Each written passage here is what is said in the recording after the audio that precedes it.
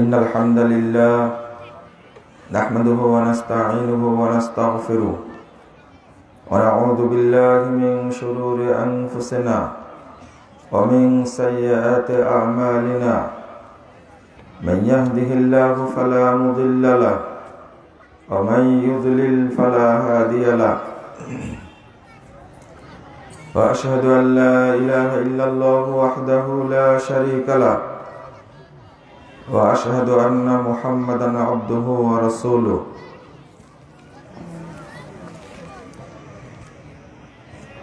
أما بعد فإن خير الحديث كتاب الله وخير الهدي هدي محمد صلى الله عليه وسلم وشر الأمور محدثاتها وكل محدثة بدعة وكل بدعة ضلالة وكل ضلالة في النار فأعوذ بالله من الشيطان الرجيم اتخذوا أحبارهم ورهبانهم ويوم يعض الظالم على يديه يقول يا ليتني اتخذت مع الرسول سبيلا يا ويلتى ليتني لم أتخذ فلانا خليلا أنا دخل الجنة ومن عصاني فقد أبى رواه البخاري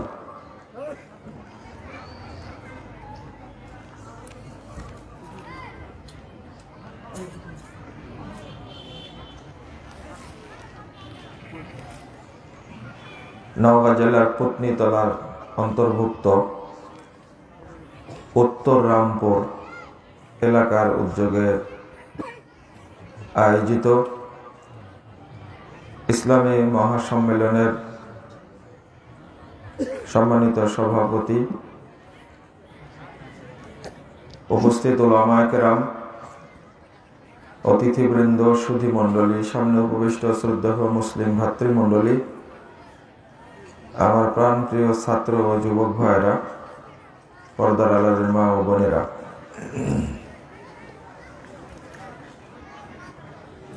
সকলকে আন্তরিক অভিনন্দন জানাচ্ছি। আল্লাহর কাছে দোয়া করছি আল্লাহ রাব্বুল আলামিন যেন আমাদের এই সম্মেলনকে কবুল করে নেন, আমিন ইয়া রাব্বুল আলামিন। যারা এই সম্মেলনের আয়োজন করেছেন, সময়, শ্রম, অর্থ ব্যয় করেছেন এবং যারা বিভিন্ন অঞ্চল থেকে এসে এই সম্মেলনে শামিল হয়েছেন, আল্লাহ রাব্বুল আলামিন আপনাদের আমাদেরকে জান্নাতের মেহমান হিসাবে কবুল করে নিন, আমিন।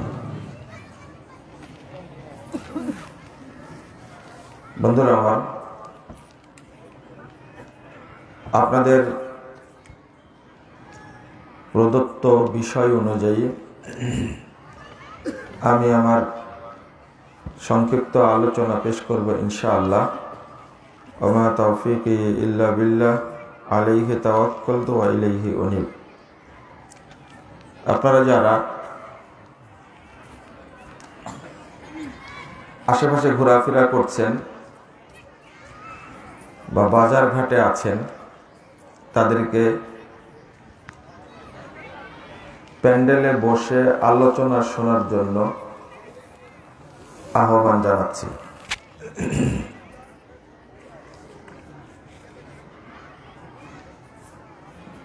আলোচনা বসে শুনতে হয়, আর তার ফজিলত হাদিসে বর্ণিত হয়েছে। মহিলারা কোন দিকে আছে? তো সামনে যে সমস্ত ছেলের কথা বলছে তাদেরকে একটু থামানোর ব্যবস্থা করেন। যারা স্বেচ্ছাসেবক আছে তারা একটু চেষ্টা করলে স্বাভাবিক হবে ইনশাআল্লাহ, আশা করছি।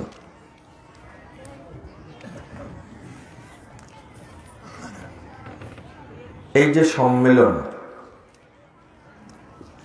এর যে ফজিলত অধিকাংশ মানুষই জানে না বা জানার চেষ্টাও করে না।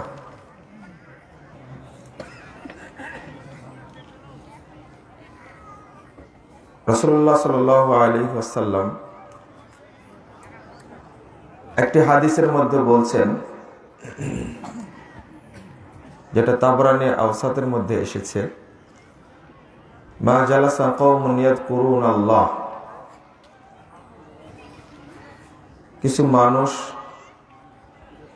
যখন এক জায়গায় বসে আল্লাহকে স্মরণ করে, অন্য হাদিসে এসেছে কোরআন সুন্নাহর পর্যালোচনা করে, ইল্লা নাদাহুম মুনাদিম মিনাস সামা,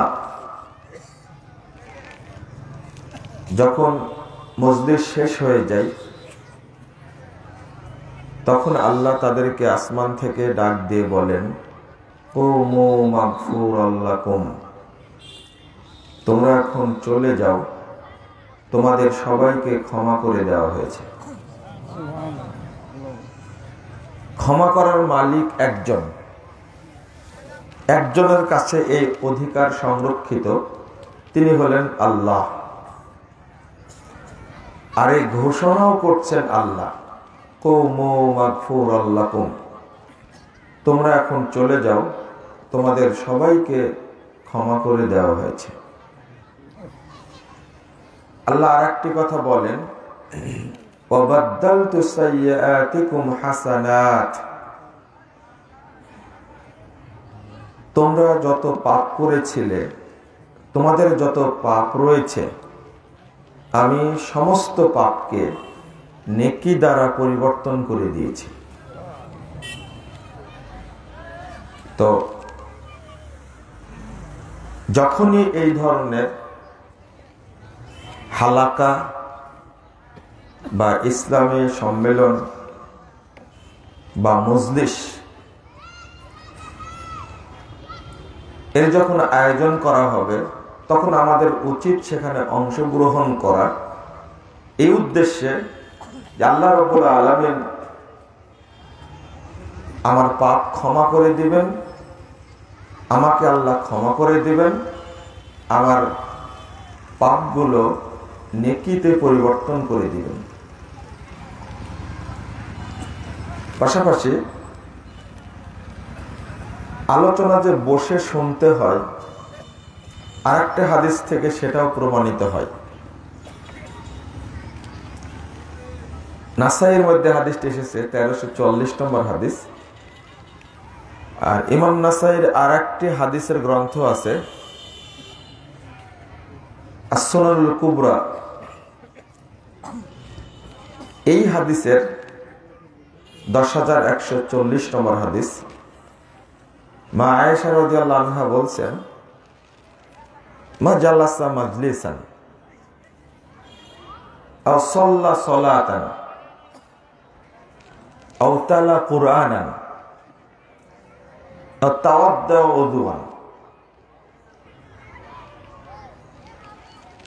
ইল্লা ক্বালা সুবহানাকাল্লাহুম্মা ওয়া বিহামদিক আশহাদু আল্লা ইলাহা ইল্লা আনতা আস্তাগফিরুকা ওয়া আতুবু ইলাইক। অর্থাৎ মা আয়েশা রাদিয়াল্লাহু আনহা বলছেন, রাসূল সাল্লাল্লাহু আলাইহি ওয়াসাল্লাম যখন কোনো মজলিসে বসতেন, মজলিস যখন শেষ করতেন, অথবা কোরআন তেলাওয়াত যখন শেষ করতেন, অথবা সালাত যখন শেষ করতেন, অথবা ওযু যখন শেষ করতেন, তখন একটা দোয়া বলতেন। সে দোয়াটা হলো, সুবহানাকাল্লাহুম্মা ওয়া বিহামদিকা আশহাদু আল্লা ইলাহা ইল্লা আনতা আস্তাগফিরুকা ওয়া আতুবু ইলাইকা। তা আমি জিজ্ঞেস করলাম, আপনি এটা কেন বলেন?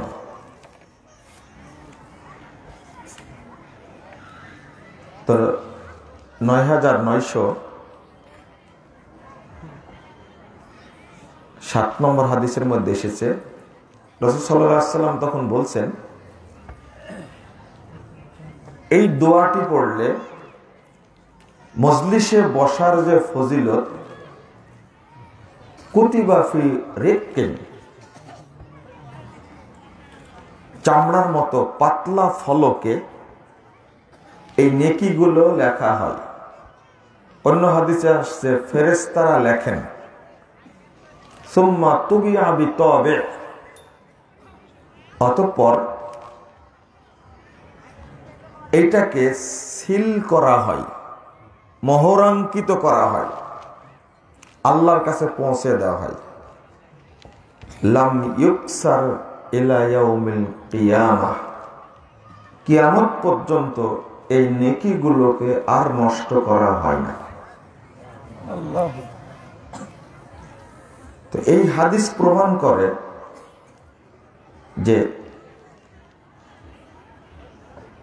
যদি কোনো ব্যক্তি নেকি সংরক্ষণ করতে চায়, ছালাক পড়ে যে নেকিটা হলো, এই নেকি আমি সংরক্ষণ করব, তো সালাত আদায় শেষে আপনি যখন মসজিদ থেকে বেরিয়ে যাবেন, উঠে যাবেন, তখন সব শেষে পড়েন সুবহানাকাল্লাহুম্মা ওয়া বিহামদিক আশহাদু আল্লা ইলাহা ইল্লা আনতা আস্তাগফিরুকা ওয়া আতুবু ইলাইকা। এটা পড়ে আপনি বেরিয়ে আসেন, তাহলে কি হবে? সালাত পড়ে যে নেকিটা অর্জিত হলো, যে নেকিটা আপনি পেলেন, এটা আল্লাহর কাছে সংরক্ষণ করা হবে। এই ছেলেগুলোকে একটু নিষেধ করা যাচ্ছে না? কেউ নাই? এই বাচ্চাগুলো যে কথা বলছে খুব জোরে জোরে,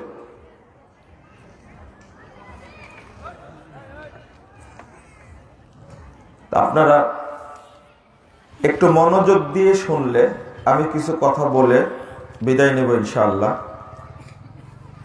অনেক সময় আমার বক্তব্য আপনারা বুঝেন না, আর আমিও বুঝাতে পারি না, কিন্তু ছাড়েনও না। দাড়ি সাদা হয়ে গেছে এই মুরব্বী, মনে হয় আমার কাছে 3 বার গেলেন এই প্রোগ্রামের জন্য। আমার বাসাতেও গেছেন, একবার মনে হয় প্রোগ্রাম দিয়েও করতে পারিনি, আসতে পারিনি। তো আপনারা একটু মনোযোগ দিয়ে শুনবেন আলোচনা, আমিও নেকি পাবো, আপনারাও নেকি পাবেন ইনশাল্লাহ, এবং আলোচনা শুনে উপকৃত হবেন ইনশাল্লাহ আশা করি। যে বিষয়টা দিয়েছেন, আপনারা এই বিষয়ে আলোচনা করলে শুনবেন না উঠে চলে যাবেন, সেটাই ভয় লাগছে। শুনবেন? আপনারা কি বুঝে যে বিষয় দিয়েছেন আমি কিন্তু বুঝতে পারিনি। এই অন্ধ অনুসরণ, এই আলোচনা তো শুনলে এখানে লোকজন থাকার কথা না। চলো ওই হাদিসটা শেষ করি, তারপরে মূল আলোচনায় যাই। যখন আপনি কোরআন তেলাওয়াত করলেন, শেষ করলেন, তখন আপনি কি পড়বেন? সাদাকাল্লাহুল আযীম, তাই না? হ্যাঁ, এটাই তো চলছে এখন। তো আমি বলতেও পারি, বা আপনারা কেউ বলেন যে হাদিসে না থাকলে কি এমনি চালু হয়েছে, তাই না? কোরআন তেলাওয়াতের পরে কি বলবেন? সাদাকাল্লাহুল আযীম। এখন যদি এই যে বড় আলেম মাশাআল্লাহ সানাউল্লাহ মাদানী হাফিজাহুল্লাহ তাআলা, তিনি যদি বলেন যে সাদাকাল্লাহুল আযীম না বলে হাদিসে বর্ণিত দোয়াটি পড়েন, তখন যদি আপনারা খোঁটবাড়া হাতে নেন তাহলে কি হবে? খোঁটবাড়া বুঝছেন তো? আমি আপনাদের এলাকায় বেশ কিছুদিন ছিলাম, কিছু ভাষা মুখস্থ করার চেষ্টা করেছি। একটা ভুলে গেছিলাম, গত দিনে কোথাকার প্রোগ্রাম ছিল, আন্দারিয়ার প্রোগ্রামে সে একটা ভাষা আমাকে মনে করে দিয়েছে, হ্যাংটা, এটা ভুলে গেছিলাম। বেশি বেশি আসলে স্মরণ থাকে, এটাই তো মনে হয়, তাই না? মনে আছে, আর ভুলবো না ইনশাল্লাহ। তো যে কথাটা বললাম, মাদানী সাহেবের কাছে দলিল আছে আর আপনার কাছে খোটবাড়া, কোনটা গ্রহণ করবেন বলেন দেখি? দলিল না ইট? আমলের সাথে যদি বেদাতি আমল সম্পৃক্ত হয়, যোগ হয়, ওইটা আর পবিত্র কালেমা থাকলো না। সত্যের সাথে মিথ্যা মিশ্রিত করে, হকের সাথে বাতিল মিশ্রিত করে আপনি যদি ইবাদত করেন, ওই ইবাদত আল্লাহর কাছে কবুল হবে না। এই জিনিসটাই দাদা চাচাদেরকে বোঝাতে পারি না, এটা আমাদের ব্যর্থতা। এটাই বুঝাতে পারলাম না এখন পর্যন্ত। তাদের বক্তব্য হলো যে এমন কি ক্ষতি, অথচ সত্যের সাথে মিথ্যা,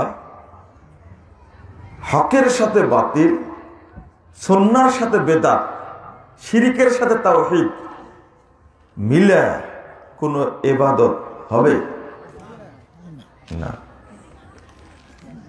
কিছু ইঞ্জিনিয়ারিং বুদ্ধি আছে, যারা বেদাতি আলেম, তাদের কিছু কৌশল বুদ্ধি আছে বলেই তো মানুষকে তারা ধোঁকা দিতে পারে, তাই না? কিছু তো কৌশল আছে।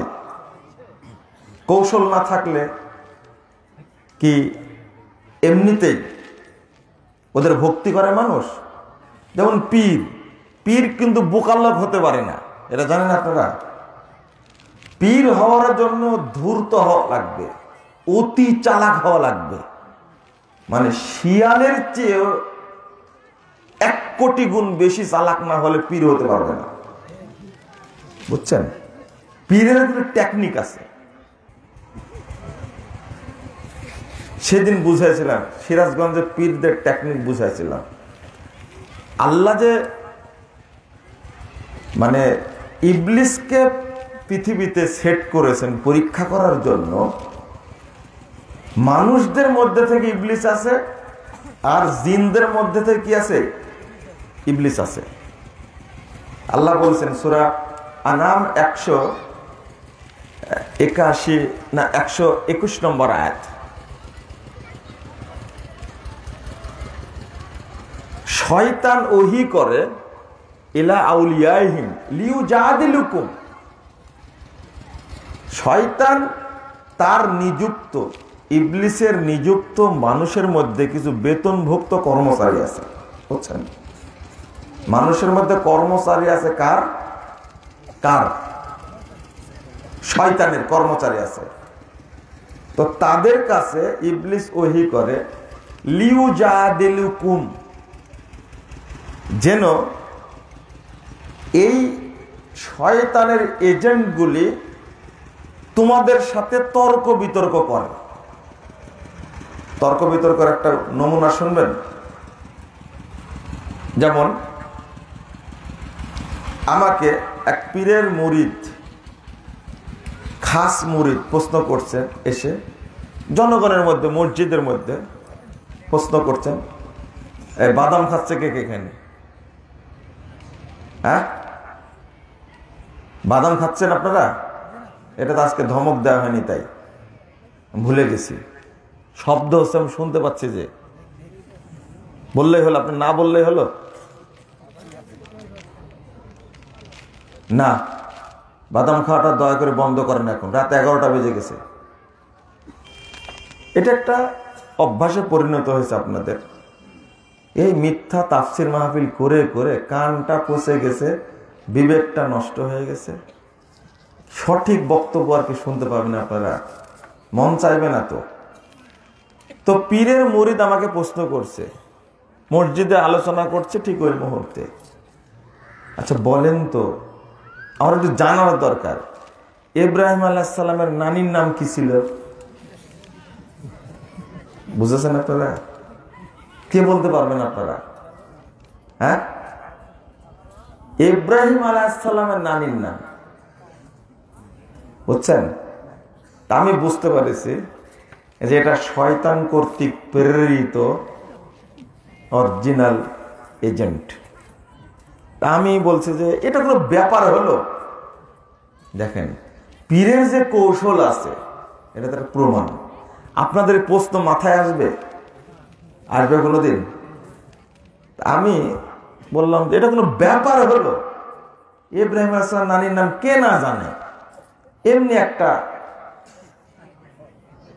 এটা কি ভাষা বলবো আর কি, ঝাড়ি ঝাড়ি, এটা কোনো ব্যাপার হলো? আচ্ছা আপনি বলেন তো দেখি, সহজ একটা আপনাকে প্রশ্ন করি, আপনার নানির নাম কি ছিল? এবার বুঝতে পারছেন আপনারা? আপনার নানির নাম কি ছিল? কে বলতে পারবো এখানে? আছে একজন? তখন বলছে যে এটা তো জানা নাই, নানির কাছে শুনিনি। দূর, এই কয় বছর বয়স হয়েছে আপনার, নানির নাম জানেন না আপনি? এটা কোন ধরনের কথা বললেন? যান, যেদিন বলতে পারবেন সেদিন ইব্রাহিম আলাইহিস সালামের নানির নাম বলে দেব আপনাকে। দেখছেন কত বড় বেয়াদব। আচ্ছা এটা জেনে ওর কোনো লাভ হবে? এইটা মানে আমাকে ঠেকানোর জন্য। আবু তাহের বর্ধমানী সাহেব নাম শুনেছেন না? দেখছেন তো আপনারা, তাই না? হ্যাঁ। আসালাংলাং ফাসালাংলাং আবে আয়া আবে থপ পড়েছেন? এটা পড়েন দে আপনারা। এক পীর সাহেবের কাছে নিয়ে গেছে, বলছে তুমি কি পড়েছো? আমি কোরআনের হাফেজ। পীর সাহেব জিজ্ঞেস করছে, কোরআনের হাফেজ? তোমার কোরআন মুখস্থ আছে? পীর সাহেব জিজ্ঞেস করছে হাফেজকে, হ্যাঁ ধরেন আপনি যেখান থেকে পড়েন।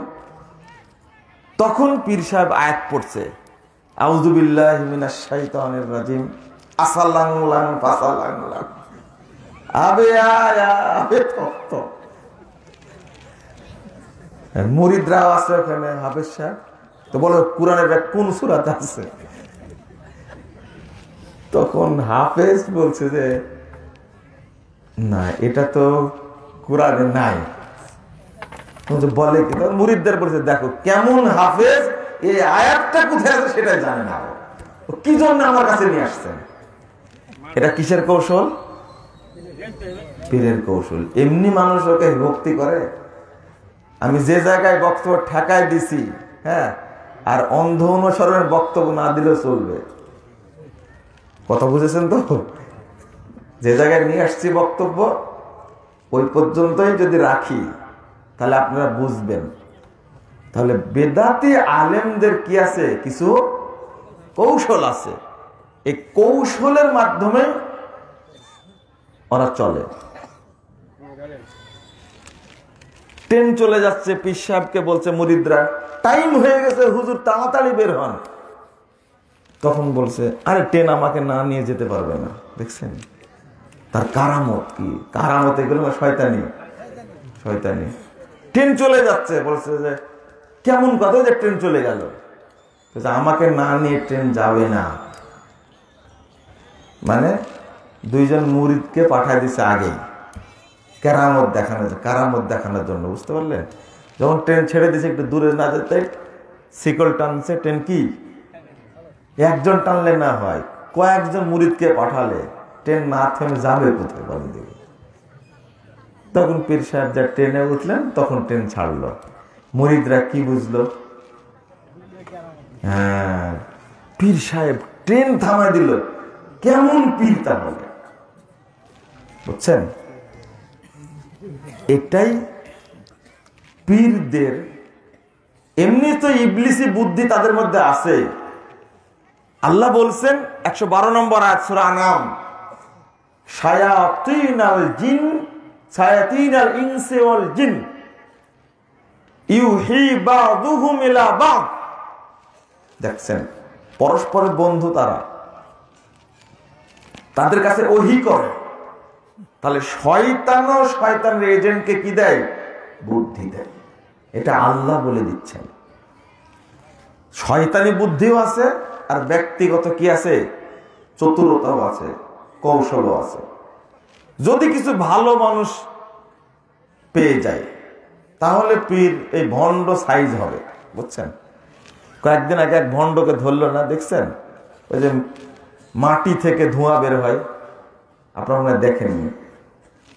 মানে এমন কেরামতি করে, যখন গ্রেফতার হয়েছে তখন সব বলে দিচ্ছে যে আমি এইভাবে মানুষকে ধোঁকা দিই, মানুষকে ভুলায়া সোনা দানা নিয়ে চলে আসে।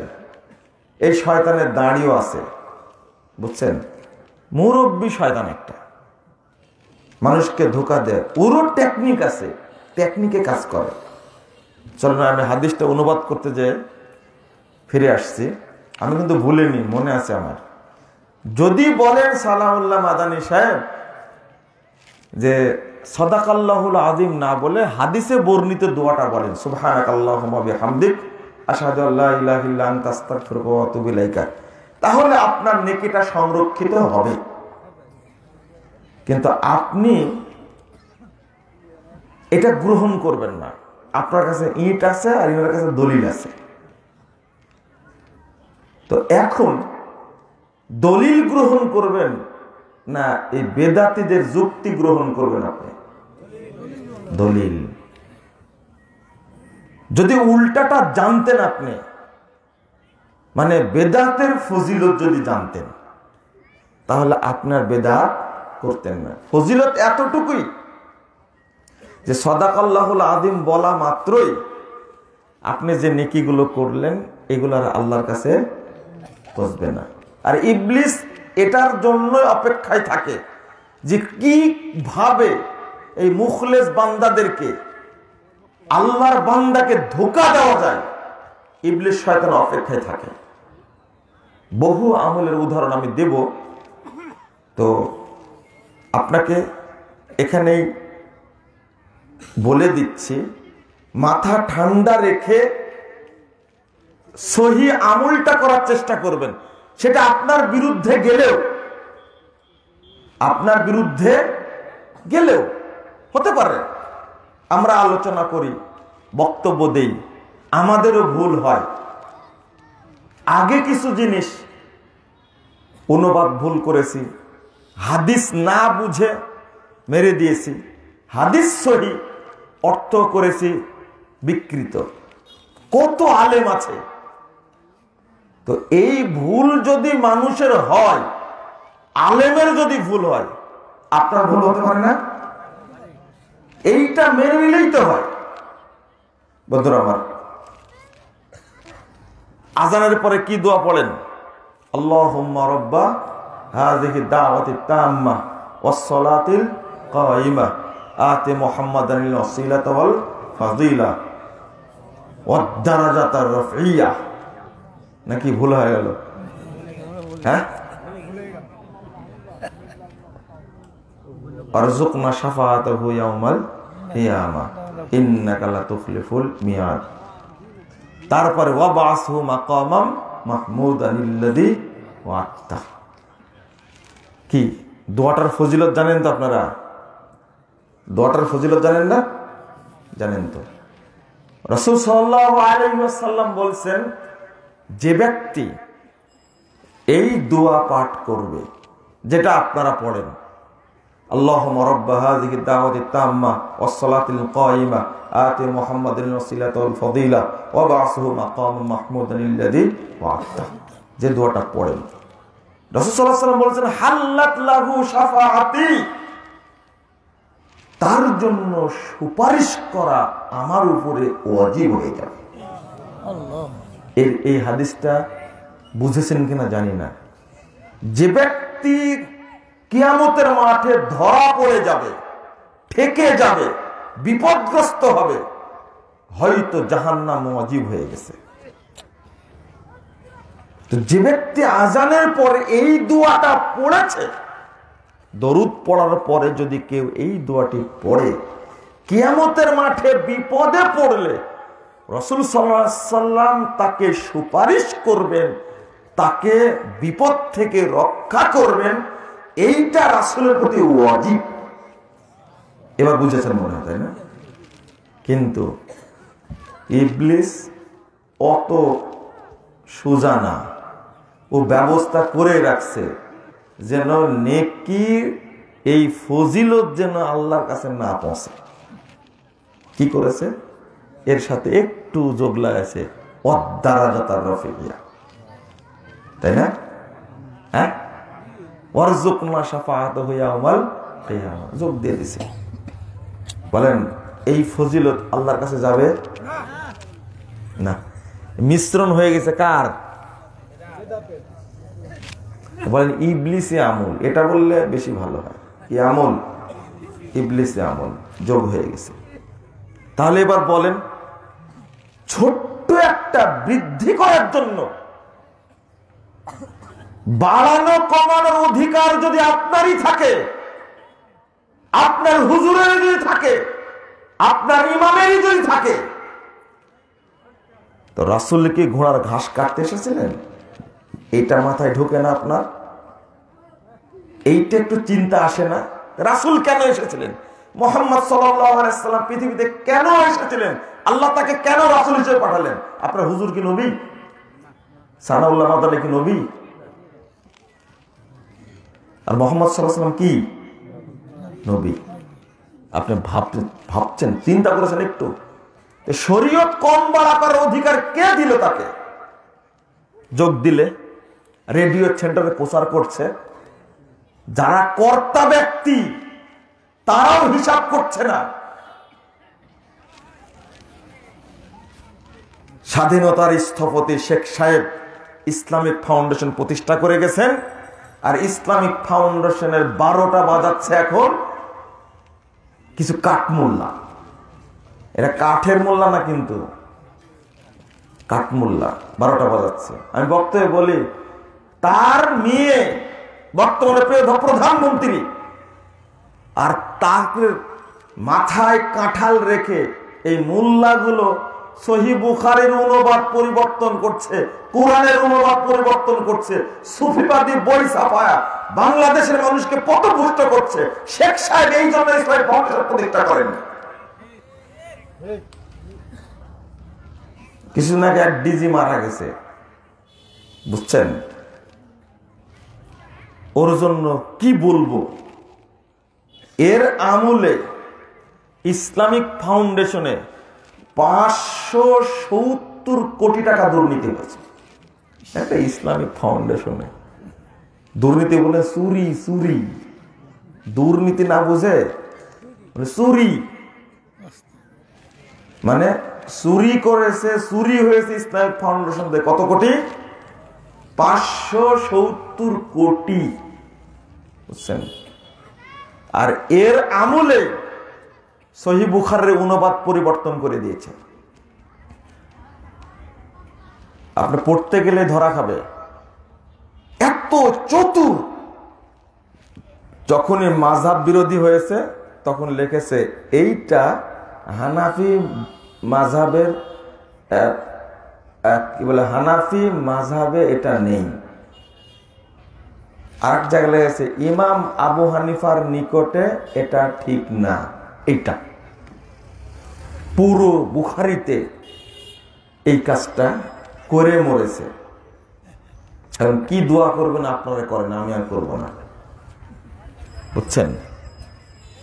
তো বলছিলাম, আমল যেন, নেকি যেন আল্লাহর কাছে না পৌঁছে, এই জন্য এই বেদাতি মোল্লাগুলো একবারে মানে ব্যস্ত আছে,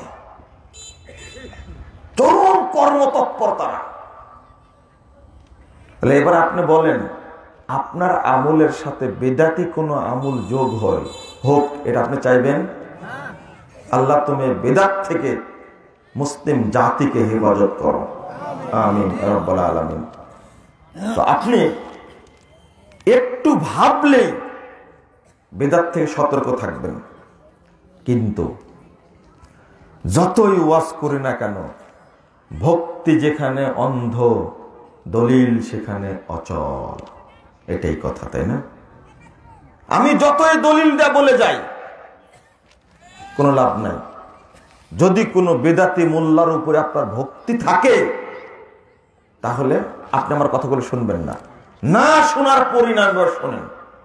বেদাত সম্পর্কে না বলে এটা বলি, আপনার কি উপকার হলো আর কি ক্ষতি হলো এটা শুনে যান।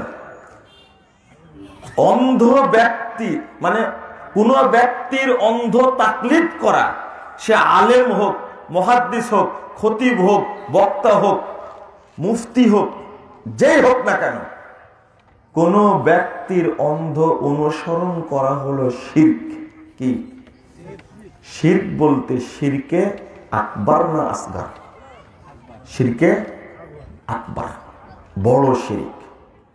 বড় শিরকের পরিণামটা কি এটা এতটুকু শুনলেই হবে। সূরা তওবা 17 নম্বর আয়াত, ওই আয়াত থেকেই মুহাদ্দিসগণ দলিল নিয়েছেন যে ব্যক্তি বড় শিরক করে ফেললো মুখরিজুন আনিল মিল্লাহ, ও ইসলাম থেকে বেরিয়ে গেল, বহিষ্কার হলো। ইসলাম থেকে কি হলো? বহিষ্কার হলো। ও খালিদান মুখাল্লাদান ফিন্নার, এবং চিরস্থায়ী ওই অবস্থায় তওবা বিহীন যদি মারা যায় তাহলে কোথায় যাবে? জাহান্নাম। একদিনের জন্য না, চিরস্থায়ী ভাবে কোথায় থাকবে? জাহান্নামে থাকবে। কেউ যদি শিরকে আকবার করে আর ওই অবস্থায় মারা যায়, ওই ব্যক্তিকে জাহান্নাম থেকে বের করার আর কোনো উপায়, অপশন শরীয়তে নেই। উল্টা আপনি যদি অন্য পাপ করেন তাহলে অপশন আছে বের হওয়া। আপনারা খুব ঘৃণা করেন, গলায় দড়ি দিয়ে মরে গেছে, সি ঘৃণা করেন না? খুব ঘৃণা করেন। বিষ খেয়ে মারা গেছে, খুব ঘৃণা করেন। ওর চেয়ে বেশি খারাপ যে বেনামাজি, এটা কি জানেন? বুঝেন না কথা, তাই না? বেনামাজির জানাই যায়, কিন্তু বিষ খেয়ে মারা গেছে এই লোকের জানা যায় যাবে না, খুব পরেশগার, বুঝছেন? অথচ বেনামাজির কোনো ক্ষমা নাই। আত্মহত্যা করে মারা গেছে, ও কিন্তু ইসলাম থেকে খারিজ হয়নি। যে বেনামাজি সে কি মুসলিম? কি ও? তাহলে আত্মহত্যা করে মারা গেছে, ওর বাঁচার অনেকগুলো পথ আছে। দেখবেন, 1 নম্বর পথ, ওর ছেলে সন্তান যদি ওর জন্য দোয়া করে, সাদাকা করে, আল্লাহকে মাফ করে দিতে পারে। 1। 2 নম্বর, ও যদি শিরিক না করে মারা যায়, আল্লাহ রাব্বুল আলামিন কিয়ামতের মাঠে তাকে ক্ষমা করে দিতে পারে। 2। 3, ক্ষমা আল্লাহ যদি নাও করেন, ও যেহেতু কাবিরা গুনাহ করে মারা গেছে, জাহান্নামে যদি যায়ও, রাসূল সাল্লাল্লাহু আলাইহি ওয়াসাল্লাম বলতেন, শাফাআতি লিআহলিল কাবাইর, আমার সুপারিশ কাবিরা গুনাহগার ব্যক্তিদের জন্য। রাসূলের সুপারিশে সে বেরিয়ে জান্নাতে যেতে পারে, সম্ভব। কিন্তু ওই বেনামাজি, এই সুটঠাটা কি হবে? হ্যাঁ, জীবনে বের হতে পারবে না? না, ওর কোনো সুযোগই নাই।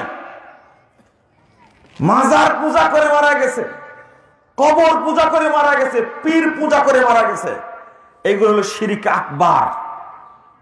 ওই জায়গায় আসলাম, এটা না বুঝালে আমার বিষয়টা বুঝবেন না। শিরকে আকবার, বড় শিরক এগুলো। তওবা ছাড়াই যদি মারা যায়, ধরেন মাজারে 1টা টাকা দিল বা 1টা চাউল দিল, কয়টা চাউল? চাউলের 1টা দানা, গমের 1টা দানা দিল, ওইটাও যদি না হয়, দানাও যদি না হয়, যদি মনে করেন যে আমি এই টিস্যুটা দান করে দিলাম, কি টিস্যুটা মাজারে দান করে দিলাম, এই টিস্যুতে কোনো কাজ হবে? এটা তো হাতে ব্যবহার করে শেষ হয়ে গেছে। আপনি যদি এটাও দান করেন, বুঝতে পারলেন না? যে যা মাজারের আবর্জনার মধ্যে এটা দান করে দিলাম, এটাও যদি দান করেন, এর দ্বারা নাক মুছা যাবে, হাত মুছা যাবে, হ্যাঁ, মুখ মুছা যাবে, এটাও যদি আপনি দান করেন, কথা বুঝতে পারলেন? এটা শিরক আকবার হলো। তো কি হবে? এইটা যদি খালি দিয়ে মারা যান, তওবা করার যদি সুযোগ না হয়, এই মালউনকে জাহান্নাম থেকে বের করার শরীয়তে কোনো পথ নাই। ওর জন্য দোয়া চলবে না। কথা বোঝা গেছে? আপনি যে দোয়া করবেন মাজার পূজারীর জন্য, আল্লাহ তুমি মাজার পূজারী ছিল, তুমি তাকে জাহান্নাম থেকে বাঁচাও, এই দোয়া এই কথা বলাটাও হারাম, হারাম হারাম হারাম। দলিল 113 নম্বর আয়াত সূরা তওবা, 10 নম্বর আয়াত সূরা হাশর। আল্লাহ শিখিয়ে দিয়েছেন আপনি পূজা করবেন, হুজুর পূজা করবেন, আল্লাহ শিখিয়ে দিচ্ছেন দোয়া কিভাবে করবেন। আচ্ছা, আমার কথা কি আসলে বুঝতে পারছেন? ভালো সাউন্ডটা পাচ্ছেন? আল্লাহ শিখিয়ে দিচ্ছেন রব্বানা গফির লানা ওয়া লিইখওয়ানিনাল্লাযীনা সাবাকুনা বিল ঈমান। শিখিয়ে দিচ্ছেন আল্লাহ কিভাবে দোয়া করতে হবে। আল্লাহ আমাদেরকে ক্ষমা করুন, আর যেই সমস্ত ভাইদের ক্ষমা করুন যারা ঈমান নিয়ে চলে গেছে তাদেরকে ক্ষমা করুন। বলেন তো, যে শিরিকে আকবার করে মরে তার কাছে ঈমান আছে, আমল আছে, ইসলাম আছে? ও তো ইসলাম থেকে বহিষ্কার, তোর ঈমান নাই। মা কানা লিন-নাবিয়্যি ওয়াল্লাযীনা আমানু আন ইস্তাগফিরু লিল মুশরিকিন। কোন মুমিনের, কোন নবীর উচিত না কোন মুশরিকের জন্য ক্ষমা চাওয়া। আল্লাহ বলছেন 113 নম্বর আয়াত সূরা তওবা। অত সহজ দুআও করা যাবে না। 2, এর জন্য সাদাকাও চলবে না। যদি কেউ জানে আমার বাপ মাজার পূজা করতে করতে মারা গেছে, দাওয়াত দিয়ে শুনেনি, ওর জন্য সাদাকা করে কোনো লাভ নাই। দলিল 2883 নম্বর হাদিস, আবু দাউদ খুলুন। রাসূল সাল্লাল্লাহু আলাইহি ওয়াসাল্লাম তার সাহাবীকে বলছেন, নাম মনে থাকবে না মনে হয়, 2 ছেলের নাম হলো, এক ছেলের নাম হলো হেশাম, আর ছেলের নাম হলো আমর। আল্লাহ রাসূলের কাছে আমর ইবনে আস ঘটনা এটা। তো হেশাম অর্থাৎ তার বাপ মারা যাওয়ার আগে বলে গেছে, আমায় মারা গেলে 100টা গোলাম আজাদ করো। কয়টা? তাহলে ছিল কয়টা? কত ধনী চিন্তা করছেন আপনি? তো 100টার মধ্যে হেশাম দিয়ে দিয়েছে কয়টা? 50টা। আর 50টা দিবেন বলে আমর রাদিয়াল্লাহু আনহু এসেছেন আল্লাহ রাসূলের কাছে। আল্লাহ রাসূল, আমার বাপ তো মরার আগে বলে গেছেন 100টা গোলাম আজাদ করতে, তো ভাই তো 50টা দিয়েছে, আমি 50 দিতে চাচ্ছি। তো রাসূল সাল্লাল্লাহু আলাইহি ওয়াসাল্লাম বলেছেন, লাউ কানা মুসলিমান, তোমার বাপ যদি মুসলিম হতো, ফাইদা আতাতুম আও সাদ্দাকতুম আও হাজ্জাতুম বালাগা যালিক। আরে আমর, তোমার বাপ যদি মুসলিম অবস্থায় মারা যেত, তাহলে তুমি তার জন্য যদি গোলাম আজাদ করতে, যদি হজ করতে, সাদাকা করতে, তাহলে যেত, তার কাছে পৌঁছতো, কবরে যেত। যেহেতু সে মুসলিম অবস্থায় মারা যায়নি, দান করে কোনো লাভ নাই। হলো? মাজার পূজারীর জন্য দান করা যাবে? তা দোয়া বাদ হয়ে গেল, আর কি বাদ হয়ে গেল? সাদাকা বাদ হয়ে গেল। কি বাকি থাকলো? আর কিছু বাকি আছে? ও যে আমলগুলো করছে সেগুলো বাকি আছে, তাই না? শিরিক করলে কোনো আমল থাকে? আল্লাহ বলছেন, ওয়ালাউ আশরাকু লাহাবিতা আনহুম মা কানু ইয়ামালুন। 88 নম্বর আয়াত সূরা আনাম। তারা যদি শিরিক করে তাহলে সব আমলই কি হয়ে যাবে? নষ্ট হয়ে যাবে। আমার বক্তব্য কড়া লাগে, আপনাদের ভালো লাগে না, কিন্তু একটু বুঝে দেখবেন আমি কেন বলছি। বাবা, আমল করেন কম, যে ওই আমলটা করেন যেন আল্লাহর খাতায় জমা হয়। বেদাতে আমল করার জন্য বলি না, হারাম খাওয়ার জন্য বলি না। তো এবার চলেন যেটা বুঝাতে যাচ্ছি। যদি আপনি আমি শরীয়তকে তোয়াক্কা না করে যদি আলেমের পূজা করি, ইমামের পূজা করি, একজন ব্যক্তি মানে বড় আলেম মসজিদে উপস্থিত হয়েছে, তখন মুসল্লিরা বলছে যে এই এনাকে খুতবা দিতে দেন, এনে খুতবা দিতে দেন। তো তখন ওই বুগদাদি কায়দা পড়ায় ইমাম বলছে কি জানেন, সভাপতির কানে কানে গিয়ে বলছে এ কিন্তু মুনাজাত করে না। সভাপতি খুব জোরে জোরে বলছে, আরে যে মুনাজাত জানে না সে আর কি জানে? বুঝতে পারলেন? যে মুনাজাতই জানে না কি জানে? আচ্ছা বলেন তো, মক্কার ইমাম যদি এখানে খুতবা দিতে চায়, ওই হারামখোর সভাপতি অনুমতি দিবে? মক্কার ইমাম কি মুনাজাত করবে? দেখেন। আর ওই যে বুগদাদি কায়দা পড়া এই ইমাম, বুগদাদি কায়দা পড়া ইমাম কি বলবে? যে মুনাজাত করে না, ওকে ইমামতি করতে দেওয়া হবে না। ওই বুগদাদি কায়দা পড়া 56 বছর ইমামতি করছে এই বুড়াটা। হ্যাঁ, আপনাদের কাউকে কিন্তু বলিনি, মন খারাপ করেন না। 56 বছর ইমামতি করছে। সভাপতির বিশ্বাস এই ইমামের চেয়ে পৃথিবীতে এত বড় আলেম আর এর নামই হলো কি? অন্ধ অনুসরণ। ওখানে যে সানাউল্লাহ মাদানি গিয়ে বক্তব্য দেয়, পাত্তাই দিব না। আবে তুই কোথা থেকে এসেছিস? তাড়াই দেব ওখান থেকে। কথা বুঝতে পারছেন? মাদানি পড়াশোনা করে আসছে, এত বড় মুহাদ্দিস, 5 পয়সা দাম দেবে না। দাম কার? ভক্তি যেখানে অন্ধ, দলিল সেখানে অচল, কোনো দাম দেবে না। আর সবাই ওই ভক্তি করবে। আমি ঠাকুরগাঁয়ে প্রোগ্রামে গেলাম, বুঝছেন, বিরাট একটা ঘটনা। আমি বক্তব্য দিলাম, আমি তো বুঝিনি যে ওই বেদাতি মোল্লা বসে আছে, বুঝছেন, আমি তো বুঝিনি। আমার বক্তব্যটা পুরোটাই ওর বিরুদ্ধে চলে গেছে। তো কিছুক্ষণ আগে বক্তব্য শেষ আর নেমে গেল, সভাপতি নেমে গেল, যাওয়ার পরে ধরে নিয়ে আসলো সন্ত্রাসীগুলোকে, বুঝছেন। বক্তব্য শেষ না করতে আমার উপরে আক্রমণ করবে, বুঝছেন। আমি তো আর বুঝিনি, ও আর নাই, আক্রমণ করবে। পরে আমাকে আমার কিছু ছেলে, আলহামদুলিল্লাহ, তারা এটা আগের অবস্থা সম্পর্কে জানে। মানে এই উলামায়ে সু, এই ভ্রষ্ট আলেম সম্পর্কে তারা জানে যে এই আলেম এরকম কাজ করতে পারে। মানে তার আগের বছর ওই লোকের কারণে মারামারি হয়েছে, ওই প্রোগ্রামে 2 জন মারাও গেছে। এটা আমার জানা ছিল না। আমাকে একটা মোটরসাইকেলে তুলে নিয়ে বহুদূর নিয়ে চলে গেল রাস্তার মধ্যে। পরে সব শুনলাম, এবং আমার সাথে যে আচরণটা করলো সন্ত্রাসীদের একজন আমাকে বলছে যে আপনি এখানে নেমে আসেন। তা বললো যে আপনি ওখানে দাঁড়ান। ইতিমধ্যে ছেলেরা বুঝতে পেরেছে, বুঝছেন।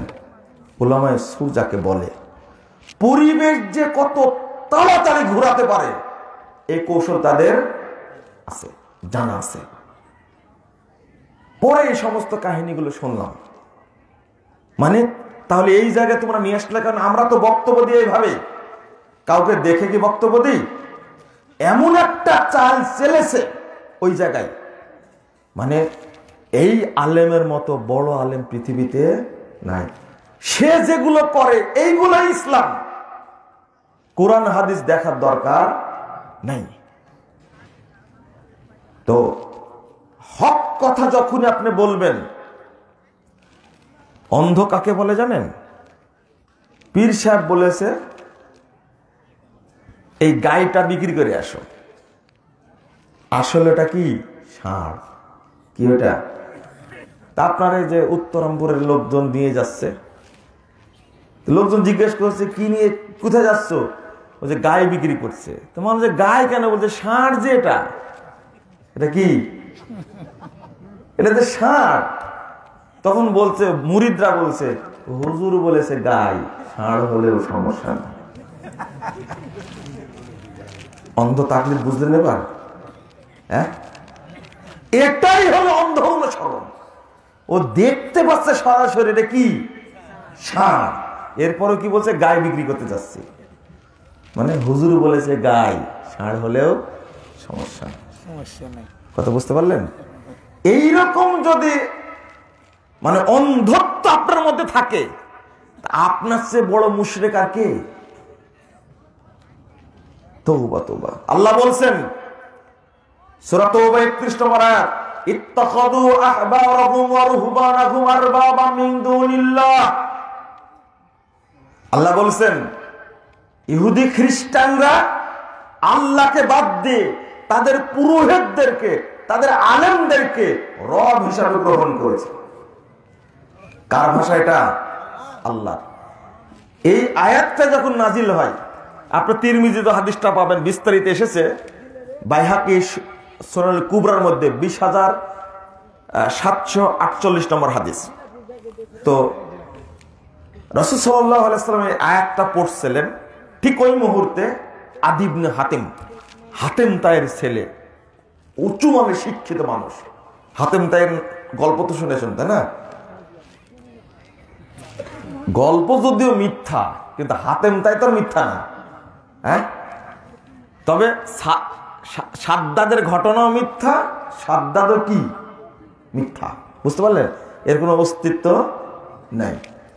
তো হাতেম তায়ের ছেলে আদি ইবনে হাতেম উচ্চ শিক্ষিত মানুষ, যেগুলো হাদিস বর্ণনা করেছেন আদি ইবনে হাতেম, আল্লাহু আকবার। হাদিসগুলো এত গুরুত্বপূর্ণ, মানে সাধারণ মাসলা মাসাইল ইবনে হাদিস বর্ণনা করেননি। একদিকে বংশীয় মানুষ, উচ্চ শিক্ষিত মানুষ। আল্লাহ রাসূলের কাছে যখন গেছেন, তখন রাসূল সাল্লাল্লাহু আলাইহি ওয়াসাল্লাম আয়াতটা পড়ছেন, ইত্তাখাযু আহবারাহুম ওয়া রুহবানাহুম আরবাবা মিন দুনিল্লাহ। এই আয়াত শুনে বুঝেন তো? আদি বলছেন, আপনারা কি পড়ছেন? লাসনা না'বুদুহুম, আমরা তো ইহুদি খ্রিস্টান, আমরা তো আলেমদের পূজা করি না, আলেমদের ইবাদত করি না। দেখছেন, আয়াতটা বুঝেছেন। তখন রাসূল সাল্লাল্লাহু আলাইহি ওয়াসাল্লাম বলছেন, আচ্ছা, তারা যে কথাগুলো বলে, তারা যেটাকে হালাল বলে, আল্লাহ সেটাকে হারাম করেছেন। বলো, আল্লাহর কথা মানো না তাদের কথা মানো? আল্লাহ যে বিষয়টাকে হারাম করেছেন, তোমাদের আলেমরা সেটাকে হালাল করেছে। তোমরা কার কথা মানো? আলেমের কথা মানো। আল্লাহ রাসূল সাল্লাল্লাহু আলাইহি ওয়াসাল্লাম বলছেন, শোনো, দেখো, আল্লাহর কথা বাদ দিয়ে তাদের যে অনুসরণ করো, ফাতিলকা ইবাদাতুহুম লাহুম, এটাই হলো তাদের ইবাদত করা। পেয়েছেন? এবার পেয়েছেন? তাহলে শরীয়ত বাদ দিয়ে যদি কোনো আলেমের কথা শুনেন, তাহলে মাবুদ ওই আলেম হলো না আল্লাহ? আলেম মাবুদ হলো। আল্লাহর কথা মানলেন না, মানলেন কার? আলেমের কথা। মাবুদ আল্লাহ হলেন না আলেম হলেন? আল্লাহ বলছেন এখানে, ইত্তাখাযু আহবারাহুম ওয়া রুহবানাহুম আরবাবা মিন দুনিল্লাহ। একটু গরম পানি দিন তো। আল্লাহ এই কথা বলে দিচ্ছেন। বলেন, বাংলাদেশে আল্লাহর ইবাদত করে এইরকম লোক কয়জন পাবেন? আর বুজুর্গের ইবাদত করে, দরবেশের ইবাদত করে, পীরের ইবাদত করে, তারা কয়জন আছে?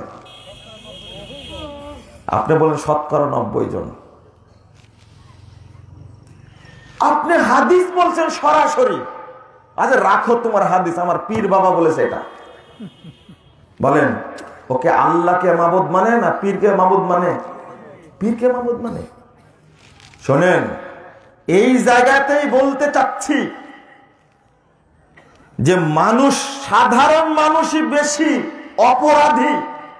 আমি আপনার এলাকা চিনি না, আপনারা আমাকে ডেকে নিয়ে আসছেন এখানে, তাই না? আমাকে ডেকে নিয়ে আসছেন। যদি আমাকে না ডাকতে যেতেন, আমি এখানে আসতাম না। তো বলেন তো, দরবেশ বেশি অপরাধী না মুরিদ বেশি অপরাধী? মুরিদ বেশি অপরাধী। এই জন্য মুরিদদের কথাই বেশি এসেছে, এই অন্ধ ভক্তদের কথাই কোরআন হাদিসে বেশি এসেছে। আপনি খুলেন 165 নম্বর আয়াত, 166 নম্বর আয়াত, 167 নম্বর আয়াত সূরা বাকারা। অমিনান নাস মান ইয়াত্তাখিযু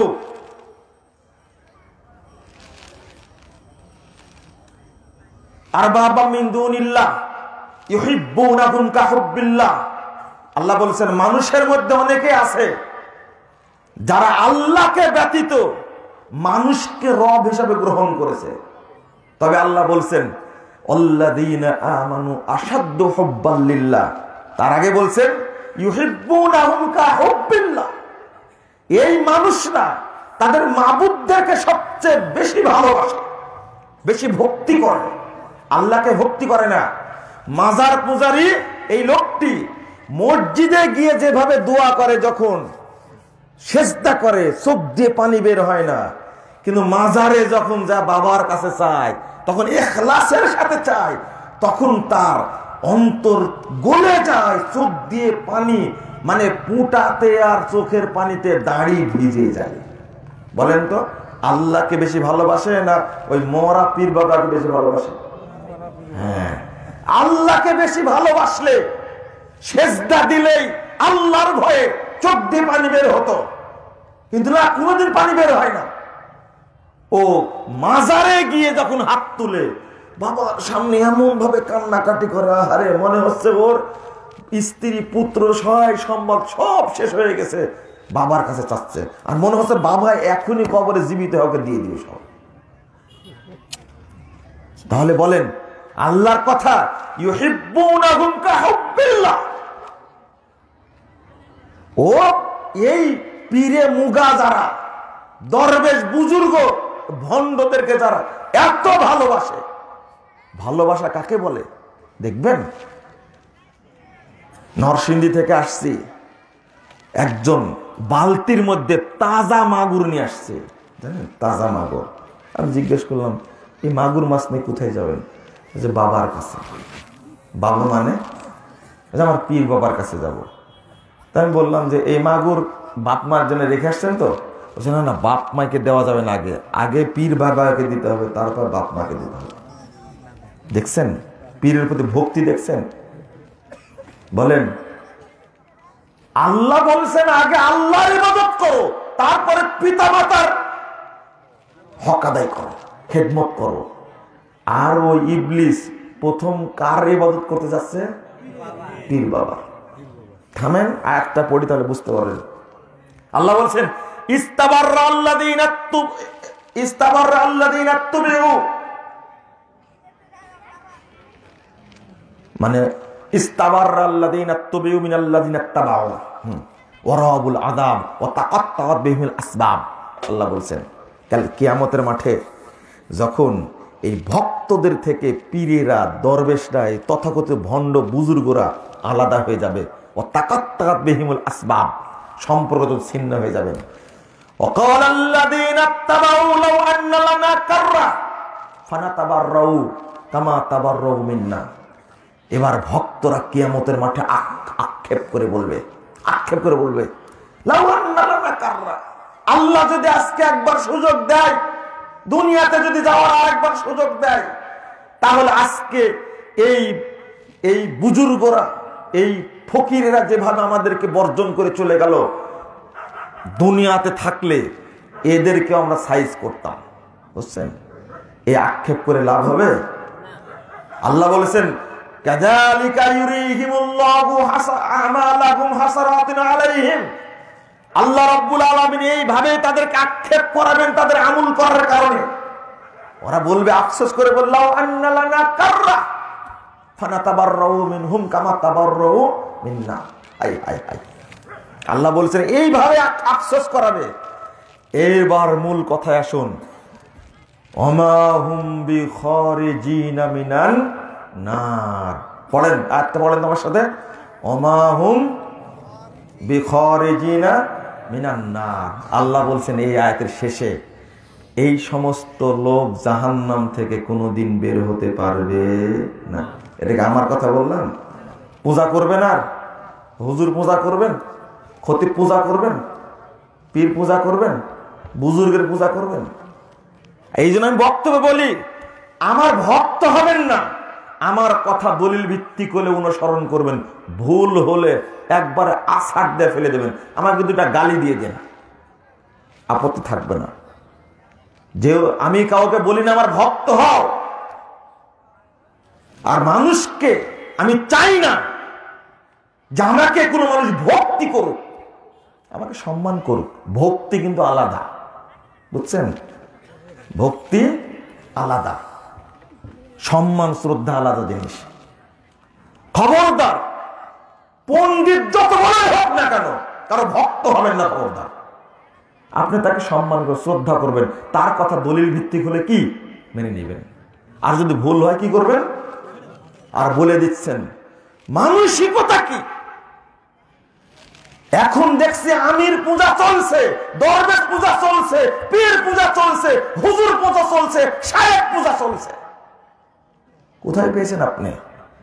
শোনেন, পীর পূজারীরা পীরকে ছাড়তে পারে, দরবেশ পূজারীরা দরবেশকে ছাড়তে পারে, বুজুর্গের পূজারীরা ফকির পূজারীরা ফকিরকে ছাড়তে পারে, কিন্তু কেউ যদি শায়েকের পূজারী হয় এ কখনো তাকলি ছাড়তে পারে না।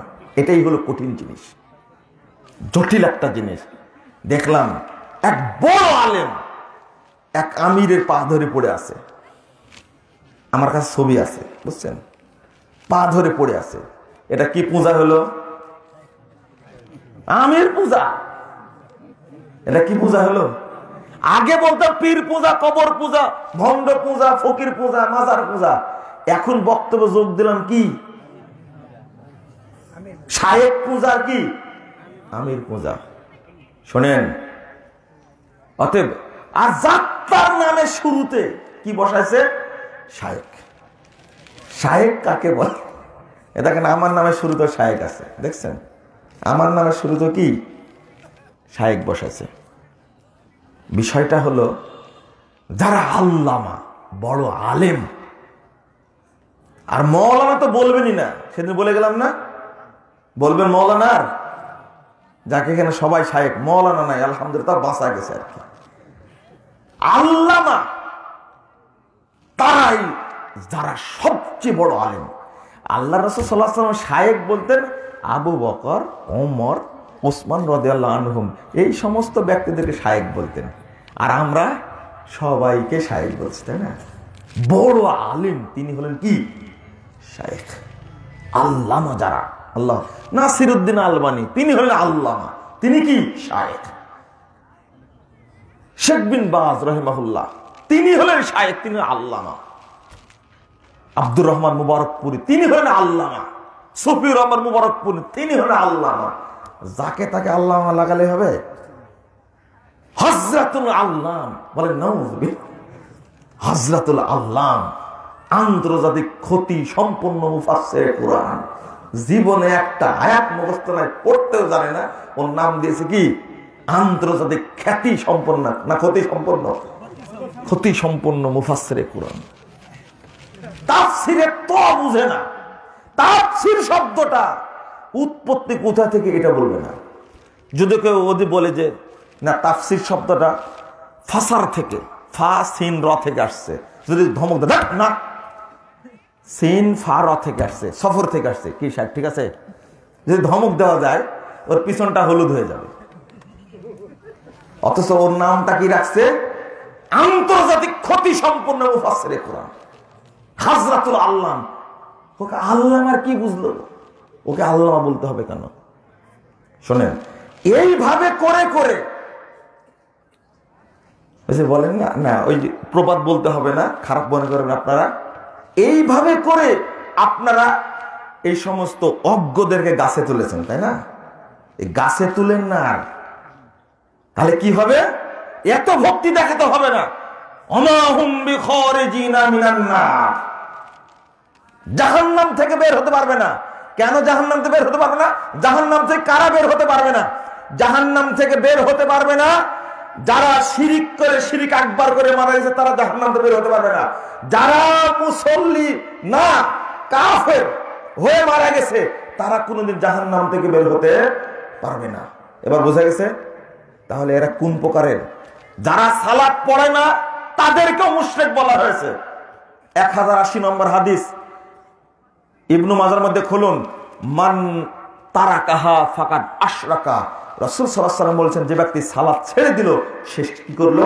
শিরক করলো।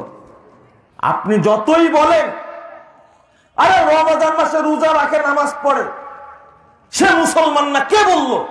আপনি আমার সাথে যতই তর্ক করেন না কেন, 11 মাস নামাজ পড়েনিও, শুধু রমাজান মাসে রোজা রাখছে, নামাজ পড়েছে, এ মুসলিম না।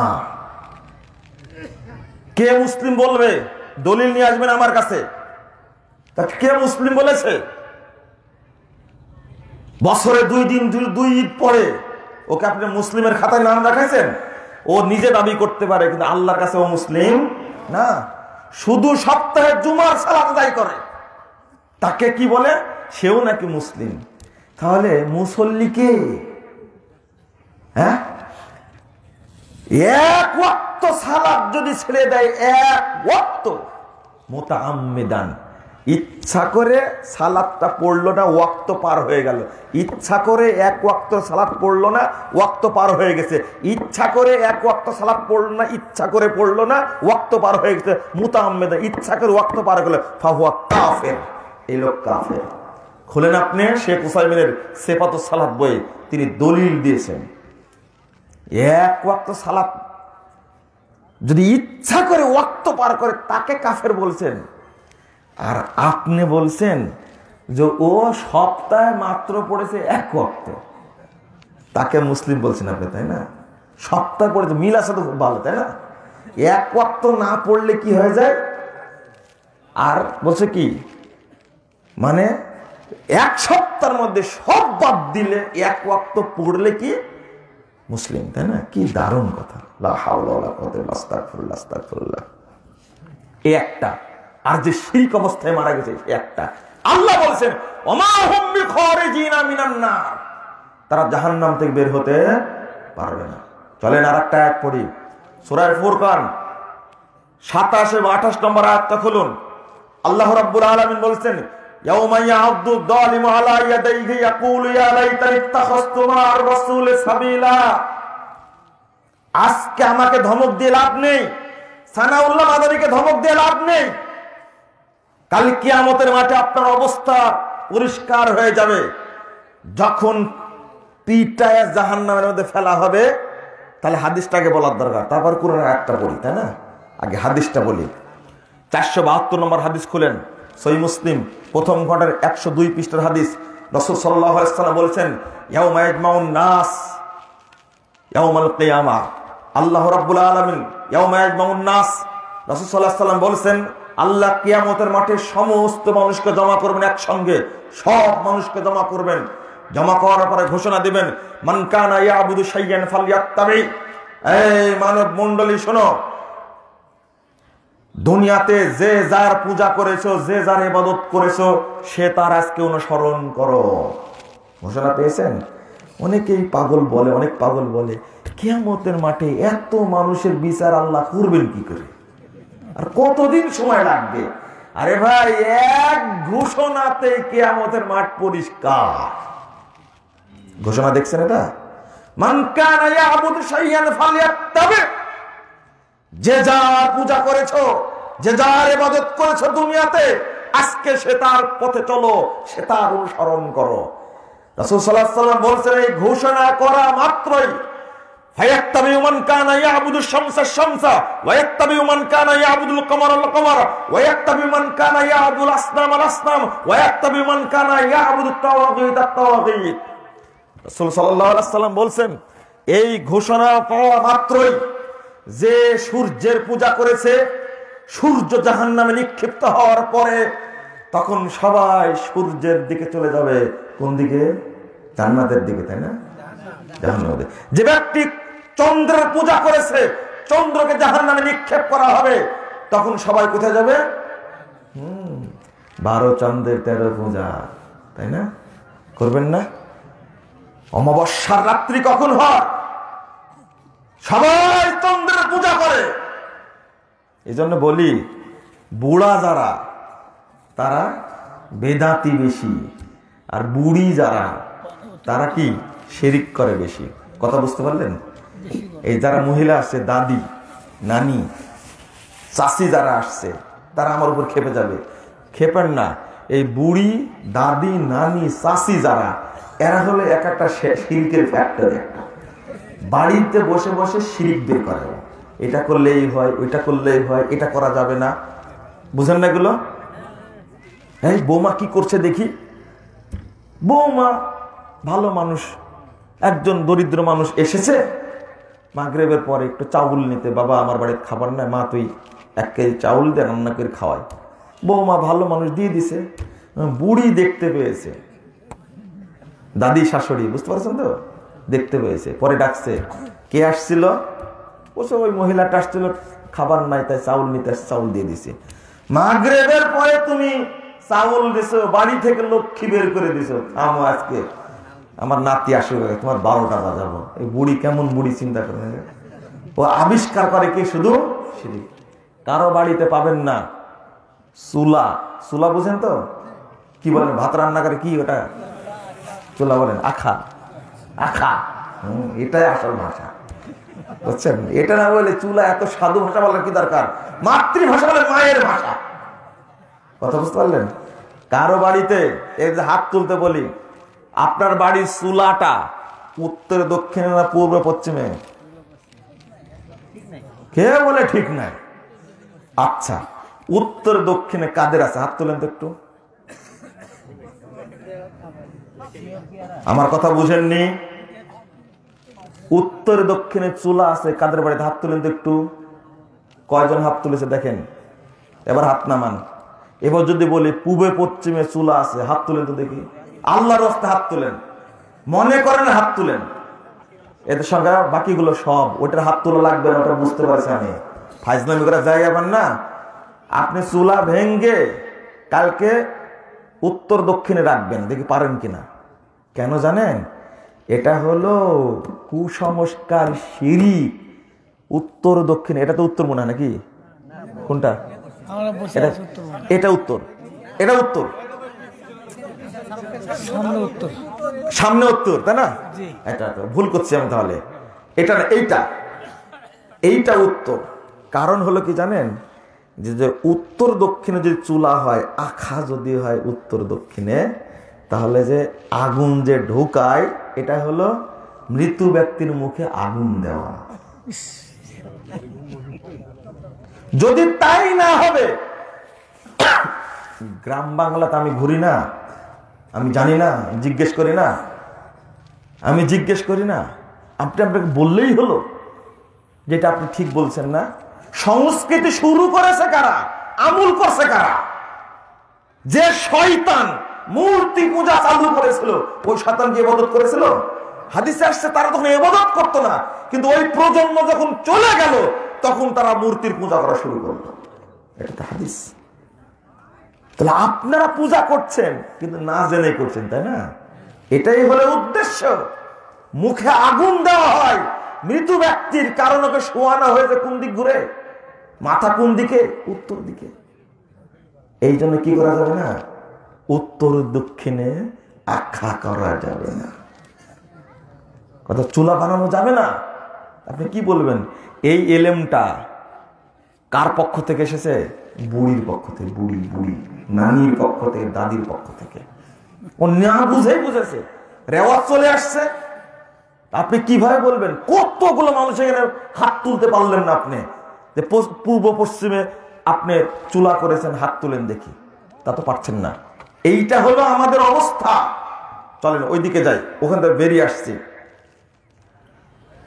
আল্লাহ রাসূল সাল্লাল্লাহু আলাইহি ওয়াসাল্লাম বলছেন, যারা চন্দ্রের পূজা করেছে চন্দ্রকে জাহান্নামে নিক্ষেপ করা হবে। যারা চন্দ্রের পূজা করে সবাই কোথায় যাবে? অমাবস্যার রাত্রিতে কি কি হয় জানেন? জানেন? ওই বুড়ির কাছে জিজ্ঞেস করুন, বুড়ি সব বলতে পারবে। অমাবস্যার রাত্রিতে কি হয়? অমাবস্যার রাত্রি কিভাবে হয়? কি চন্দ্রের কারণে হয় না? এর পূজা কোথায় থেকে এসেছে? হিন্দুদের কাছ থেকে এসেছে। এটা আমরা আমল করি। মানে মৌমাছির চাক, বড় মাছির চাকের মধু যদি অমাবস্যার আগেই যদি না কাটা হয়, পরের দিন কাটলে আর মধু থাকে না। কে বলেছে এটা? এই খাটাসি কথা কে বলেছে? আর শীতের দিনে, শীতকালে অমাবস্যার রাত আসার আগেই বাচ্চা ছেলের, ওই রাতের আগে, সন্ধ্যার আগে বাচ্চা ছেলের মাথায় তেল দিতে হয়। বুড়ি জানে, আর কেউ জানে না। ও জানে, ও বাড়িতে বসে বসে এইগুলো তৈরি করে। আর বুড়ারা মসজিদে বসে বেদাত করে। বুড়া বুড়িতে ভালো মিল আছে। একদল করে শিরিক, আর একদল কি বেদাত। আমাকে গালিগালাজ করবে, বুড়ারাও গালিগালাজ করবে আমাকে। এইভাবে আমাদের বলে দিল, আপনাদের বলিনি রে বাপ, আপনারা মানে মন খারাপ করেন না, যারা করে তাদেরকে বলেছে, বুঝছেন? আমি বলছি আপনাদের তো খারাপ বলিনি, তবে আপনাদের মতো খারাপ আমি কোথাও দেখিনি, আপনাদের খারাপ বলিনি। ভাষাটা বুঝলেন? এক জায়গায় গেছিলাম, নাম বললে তো আপনারা বুঝবেন, তাই না? এমনি বলেছি কথাটা। তারপরে আল্লাহ বলবেন, যারা পূজা করে ছবি মূর্তিকে জাহান্নামে নিক্ষেপ করা হবে। যারা এর পূজা করেছে তারা কোথায় যাবে? যাও যাও, তোমার হুজুর চলে গেছে, তুমিও যাও। কি চমৎকার হাদিস! ওয়ায়াত্তাবি মান কানা ইয়াবুদুল আসনাম আল আসনাম, যে ছবি মূর্তির পূজা করেছে সেও কোথায় যাবে? জাহান্নামে। লা ইলাহা ইল্লাল্লাহ। সবার বাড়িতে ছবিতে ভক্তি। ছবির ভক্তি কতটুকু?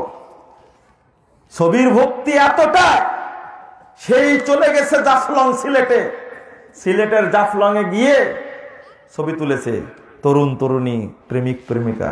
এই ছবিগুলো স্মৃতিস্বরূপ রেখে দিয়েছে। এটা কি স্মৃতিস্বরূপ রেখে দিয়ে? এটা কি? লা ইলাহা ইল্লাল্লাহ। সেই কক্সবাজার চলে গেছে, কক্সবাজার চলে সেখানে ছবি তুলে রাখছে, অমুক জায়গায় হজে গিয়ে ছবি তুলে রাখছে, হজে গিয়ে সেলফি তুলছে। আর সেলফি মা শয়তান। বাঙালি এত খারাপের খারাপ। সেলফিটা তুলতেই হয়, বাথরুমে তুমি সেলফি তুলো সেটা আলাদা বিষয়, কিন্তু হজে গিয়ে জামারাতে পাথর মারার পরে এই জামারাকে নিয়ে সেলফি তুলতে হবে, এটা কে শিখাইছে বলে? এই কুবুদ্ধি কে শিখাইছে? সেবার আমি হজ করতে গেছি, বুঝছেন, সৌদি আরবের জাতীয় পত্রিকায় রিপোর্ট হয়েছে, আর সেলফি মা শয়তান।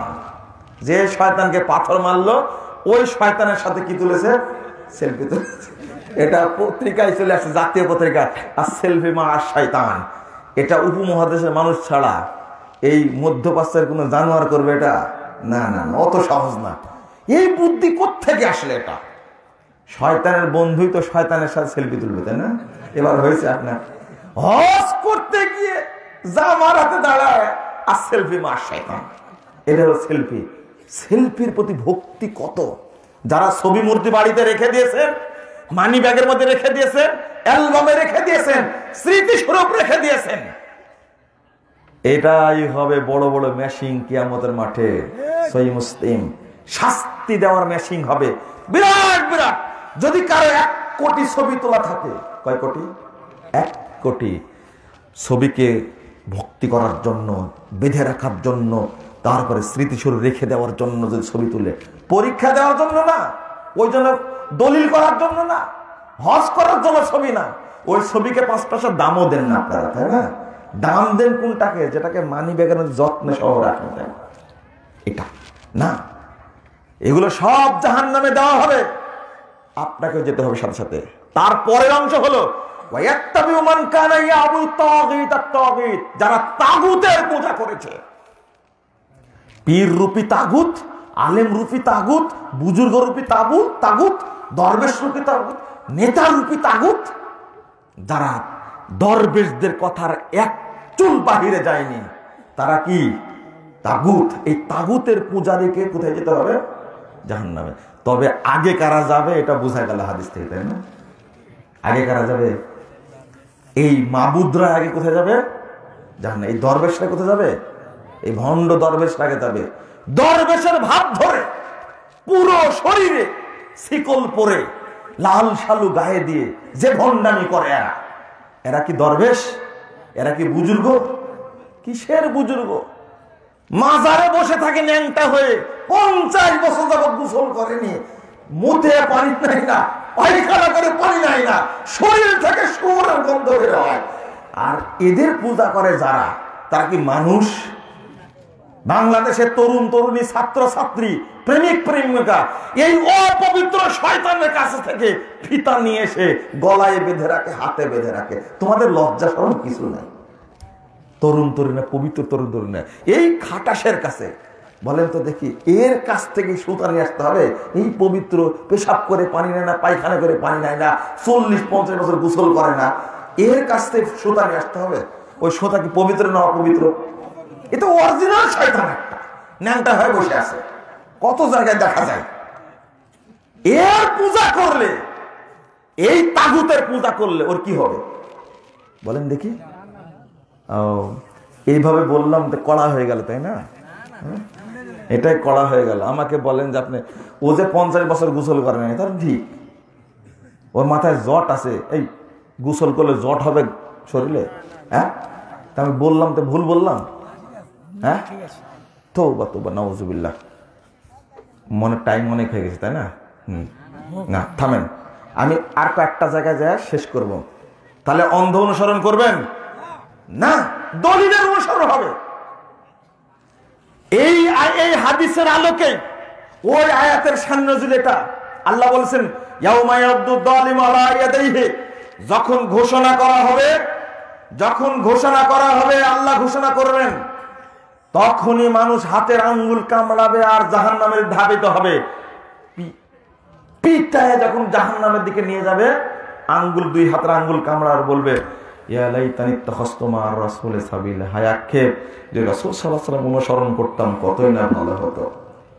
তারপর বলবে ইয়া ওয়াইলাতা লাইতানি লাম আত্তাখিজ ফুলানান খালিলা, হায় আক্ষেপ যদি অমুক ভন্ডের অনুসরণ না করতাম, কতই না ভালো হতো, তাই না? এই দেখেন স্পষ্ট বলছে ইয়া লাইতানি ইত্তাখাযতু মা'আর ইয়া ওয়াইলাতা লাইতানি লাম আত্তাখিজ ফুলানান খালিলা, অমুক ব্যক্তির, অমুক বুজুর্গের অনুসরণ না করলে কতই না ভালো হতো। এরপরে কি বলছে? লাকাদ আদাল্লানি আনি যিকরি বা'দা ইয জানি ওয়া কানা শাইতানু লিল ইনসানি খাযুলা। আল্লাহ বলছেন, ও নিজে নিজেই বলবে, স্বীকার করবে কিয়ামতের মাঠে, আমার কাছে কোরআন হাদিস এসেছিল, কিন্তু আমাকে কোরআন হাদিস এই বুজুর্গ পড়তে দেয়নি, এ পীর সাহেব পড়তে দেয়নি। কাকমুল্লাহ বলছে কি জানেন? ডিসি সাহেবকে বলছেন, আপনি কোরআনের অনুবাদ পড়ছেন, হাই হাই হাই, এই কোরআন অনুবাদ পড়লে তো আপনি পথভ্রষ্ট হবেন। কাকমুল্লাহ কত খারাপ চিন্তা করেছেন আপনি? এটা বিসিএস ক্যাডার ডিসি সাহেব, ওসি সাহেব, তিনি পড়ছেন কি পড়ছেন? কোরআন অনুবাদ, বুখারীর অনুবাদ পড়ছেন। আর মোল্লা গিয়ে বলছে এই বুখারীর অনুবাদ পড়া যাবে না, অনুবাদ পড়লে আপনি পথভ্রষ্ট হবেন। এটাই হলো আল্লাহ বলছেন লাকাদ আদাল্লানি আনি যিকরি বা'দা ইয জানি, আমার কাছে কোরআন এসেছিল কিন্তু ও অনুসরণ করতে দেয়নি। এরপরে নিজে নিজে বলবে ওয়া কানা শাইতানু লিল ইনসানি খাযুলা, এই শয়তান মানুষের জন্য কত বড় দুশমন। দুনিয়াতে থাকা অবস্থায় বলছে বাবা, আর মরার পরে কি বলবে? শয়তান। শুধু তাই না, সূরা আহজাব খুলেন, আল্লাহ বলেছেন ইয়াউমা তুকাল্লাবু ওজুহুম ফিন-নার, এই ভক্তদেরকে মুখের উপরে ভর করে জাহান্নামে নিক্ষেপ করা হবে। ভক্তদেরকে নিক্ষেপ করা হবে, মুরিদদেরকে নিক্ষেপ করা হবে জাহান্নামে। আল্লাহ বলছেন ইয়াকুলুনা ইয়া লাইতানি, ইয়াকুলুনা, তারা তখন বলবে আতানাল্লাহু ওয়া আতানার রাসূলা, হায় আক্ষেপ, ইয়া লাইতানা আতানাল্লাহু ওয়া আতানার রাসূলা, যদি আমরা আল্লাহ এবং আল্লাহর রাসূলের আনুগত্য করতাম কতই না ভালো হতো। তারপরে কি বলবে? তারপরে বলবে যে রব্বানা ইন্না আতানা সাদাতানা ওয়া কুবারানা, এই দেখেন ওয়া কুবারানা ফাদাল্লুনা সাবিলা, তারা নিজেরাই বলবে আল্লাহ আমরা আনুগত্য করেছিলাম আমাদের নেতাদের, আমাদের আকাবিরদের, বুজুর্গদের, ফাদাল্লুনা সাবিলা, তারা আমাদেরকে পথভ্রষ্ট করেছে। তারপর কি বলবে? রব্বানা আতিহিম যিফাইনা মিনাল আযাব ওয়া লা'আনহুম লা'নান কাবীরা, আল্লাহ এইদেরকে তুমি ডবল শাস্তি দাও, তুমি বেশি বেশি গজব বর্ষণ করো। তাহলে দুনিয়াতে ভক্তি করেছে আর পরকালে গিয়ে কি বদদোয়া। কথা বুঝতে পেরেছেন আপনারা? অতএব আপনি মুনাজাতের উদ্ধৃতি দিয়ে, বেদাতের উদ্ধৃতি দিয়ে আর বলবেন অমুক আলেম না জানলে কি এমনি বলেছেন, সব ইসলামী দল বলে এটা চলবে আর তোমরা বলে এটা চলবে না, এইগুলো দিয়ে দলিল দিলে এ কি হক খুঁজছে না বাতিল খুঁজছে? বলে তো দেখি, বলে বাপদাদা যা করে গেছে তাই করব, তারা কি ভুল করে গেছে? এইটা হলো অন্ধ অনুসরণের মূল হাতিয়ার। আর বলবে কি জানো? বলবে যে আমাদের দেশে শান্তি আছে, এখানে উল্টা পাল্টা ফতোয়া দিয়ে ফিতনা সৃষ্টি করবেন না। বলবেন না এটা ফিতনা সৃষ্টি করবেন না। আচ্ছা, কোরআন সুন্নাহর আলোচনা কি ফিতনা সৃষ্টি করা? কোথায় থেকে শিখলেন আপনারা? কিসের ফিতনা এগুলো? তাহলে মুহাম্মদ সাল্লাল্লাহু আলাইহি ওয়াসাল্লাম ফিতনা করেছেন, ঈসা আলাইহিস সালাম ফিতনা করেছেন, ইব্রাহিম আলাইহিস সালাম ফিতনা করেছেন, যদি এই দাওয়াত দেওয়া ফিতনায় হয়, এই ফিতনা করেছেন ইব্রাহিম আলাইহিস সালাম, এই ফিতনা করেছেন মুহাম্মদ সাল্লাল্লাহু আলাইহি ওয়াসাল্লাম, এই ফিতনা মরা পর্যন্ত আমিও করে যাব ইনশাআল্লাহ। এটা যদি ফিতনাই হয়, এটাকে নাম দিছে ফিতনা। আর বলবে আরে আস্তে আস্তে হবে, আর তাড়াহুড়া করো কেন? একজন ইমামকে দেখেছি 60 বছর যাবত ইমামতি করলে, 60 বছর যাবত সমাজ সংশোধন করতে পারেননি। এইভাবে সমাজ সংশোধন করা যায় না। ঘা হলে চটা লাগে, চটা তুলতে শরীরে আঘাত লাগে, না তুললে ক্যান্সার হবে। সমাজ সংস্কার করা অত সহজ বিষয় না। আর উদ্দেশ্য হলো কি বলবে? বলবে আগের আলেমগণ কি ভুল করেছেন? এটা সবচেয়ে বড় দলিল, তাই না? যারা অন্ধের অনুসারী তাদের প্রথম দলিল হলো কি? আরে আগের আলেমগণ কি ভুল করেছেন? তারা যদি ভুল করে আমরাও ভুল করব। আর একটা হলো তারা ছিলেন বড় বড় আলেম। আচ্ছা, তাদেরকে ছোটখাটো আলেম আমরা বলেছি? বলেন তো দেখি, বলেছি? আমরা বলি একটা কথা, তারা অনেক জানতেন, এতে কোনো সন্দেহ নাই, কিন্তু সব জানতেন এটাকে ঠিক? ভাষাটা বুঝেন আগে। তারা সব জানতেন এটাকে ঠিক? অনেক জানতেন এটা কি ঠিক? আমি কিছু উদাহরণ দিতাম, কিন্তু বক্তব্য আগে কিছু বলে আমি সময়টা শেষ করে ফেলেছি। মানে এই যে আপনাদের যে যুক্তিগুলো, এই যুক্তিগুলো খণ্ডন করেছি। সমাজ সংস্কার একটা আলোচনা আছে, সমাজ সংস্কার কিভাবে সমাজ সংস্কার করবেন আপনি। অতএব আমি আপনাদের বলবো, এইভাবে হুজুর পূজায় নামবেন না, মানুষ পূজায় নামবেন না, ইমাম পূজা বক্তা পূজায় নামবেন না। বক্তা যদি সঠিক কথা বলে আপনি সেটা গ্রহণ করবেন, এক। আর যে মানহাজ বুঝে না, যে সালাফি মানহাজ বুঝে না, যে সালাফি বলে পরিচয় দেয় না, ওই আলেমের বক্তব্য শুনবেন না। এই ফতোয়াটা আপনাদের এলাকার জন্য কঠিন হয়ে গেল। এই নওগাঁ, সাপাহার, পুতনিতলা, পৌরসা, এই এলাকায় আহলে হাদিসদের মধ্যে বেদাতি মুল্লাদের, বেদাতি মুফাসসিরদের বেশি আনাগোনা। আপনি ঠিক না বললেও আমি জানি, জেনেই বলছি আমি। অতএব এই সমস্ত মুফতিদের আনাগোনা, এই ফাটা মুফতিদের নিয়ে আসা বন্ধ করুন, নিরাপদ থাকবেন ইনশাআল্লাহ। ওদের মাধ্যমে বেদাত ছড়ায়। আল্লাহ আমাদের সবাইকে হেফাজত করুন, আমিন। বন্ধুরা আমার, রাত অনেক হয়ে গেছে। আর 10টায় আলোচনা দিলে, আলোচনা করে একটু স্বাভাবিক পাওয়া যায়। আপনারা দোয়াটা পড়ে ওঠেন, আমি তো আলোচনা শেষ করবো এখন নাকি? দোয়াটা পড়ে ওঠেন। কবলা ইয়াকুমা, হাদিসে আসছে যদি কোনো ব্যক্তি বৈঠক থেকে ওঠার আগেও পড়ে তাহলে নেকিগুলো আল্লাহর কাছে সংরক্ষিত হবে। আলহামদুলিল্লাহ। তো দোয়াটা পড়েন আমার সাথে। যে প্রশ্নের উত্তর দিচ্ছি দেন, কি কি প্রশ্ন আছে। আর প্রশ্নের জন্য আপনাদের বলি যে প্রশ্নোত্তর আরকানুল ইসলাম বইটা আপনারা সংগ্রহ করুন। বইটা নিয়ে আসছে আজকে, প্রশ্নোত্তর আরকানুল ইসলাম। আর আপনার আমলে চলে নতুন একটা বই বের হয়েছে, এই বইটা আপনারা সংগ্রহ করবেন ইনশাআল্লাহ। দোয়া পড়েন, সুবহানাক আল্লাহুম্মা ওয়া বিহামদিক আশহাদু আল্লা ইলাহা ইল্লা আনতা আস্তাগফিরুকা ওয়া আতুবু ইলাইকা। প্রশ্ন করেছেন, আমার মাগরিবের সালাত কাজা হয়ে গেছে, ঘুম ভাঙ্গার পরে মসজিদে গিয়ে দেখি এশার জামাতের ইকামত শুরু হয়ে গেছে। এমত অবস্থায় আমি জামাতে আগে কোন সালাতের নিয়াত করব? আগে নিয়াত করবেন মাগরিবের। কিসের নিয়াত? মাগরিবের নিয়াত করবেন। পড়বেন কি করে? ইমামের সাথে পড়লেন আপনি মাগরিব, তাই না? ইমাম পড়বে কয় রাকাত? 4 রাকাত। আপনার সালাত কয় রাকাত? 3 রাকাত। আপনার যখন 3 রাকাত হয়ে যাবে বসে থাকবেন। ইমাম যখন 4 রাকাত পড়ে সালাম ফেরাবে তখন আপনিও কি করবেন? সালাম ফেরাবেন। হয়েছে? এবার দাড়ি পাকার পরে পরে দাড়িতে রং করতে হবে, এটা কি আবশ্যক? রং না করলে কি পাপ হবে? যদি হয় তাহলে কোন ধরনের পাপ হবে? দাড়িতে মেহেদি দেওয়াটা হলো সুন্নাহ, ঠিক আছে? মেহেদি দেওয়া কি সুন্নাহ। তবে দাড়ি পেকে গেলে কালো রং দেওয়াটা একবারে হারাম। কি? একবারে না যায় কালো রং দেওয়া। মেহেদি দেওয়া সুন্নাত, মেহেদি দিবেন, মেহেদি দেওয়াটাই উচিত। আবু বকর রাদিয়াল্লাহু আনহু, উমর রাদিয়াল্লাহু আনহু মেহেদি দিতেন। আমাদের দিলে সমস্যা কি? এরপরে আল্লাহ রাসূল বলেছেন যে তোমরা ইহুদি খ্রিস্টানদের বিরোধিতা করো, ঠিক আছে? তো এই জন্য কড়া ফতোয়া দেওয়া যাবে না। কথা বোঝা গেছে? কড়া ফতোয়া দেবে না। আপনারা দাড়ি রং করবেন, সুন্নাতটা পালন করবেন, না করলে কি হবে এটা বলার দরকার আছে? এতটুকু রাসূল বলেছেন, আমি এতটুকু বললাম। নাতি অপতা নাতির সম্পর্ক বিষয়টা বলে দাদা দাদি নাতি নাতনিকে কি বলবে, নানা নানি নাতি পোতাকে কি বলবে, তাই না? এটা বলছেন তো? জি। দাদা দাদি ছেলের মেয়ের সন্তানকে তারা আব্বু আম্মু বলে ডাকবে, ঠাট্টা মস্কারা করবে না। কারণ দাদির নানির সম্পর্কটা হারাম। কি? আউযুবিল্লাহ নাউযুবিল্লাহ বলে কি জানেন এইভাবে যে মানে নাতি দুষ্টামো করছে, তো বাপ বলছে এই তোর নানির কাছে কিন্তু তোর নানার কাছে কিন্তু রেখে আসবে, বলে নাউযুবিল্লাহ আস্তাগফিরুল্লাহ। এটার উদ্দেশ্য কি?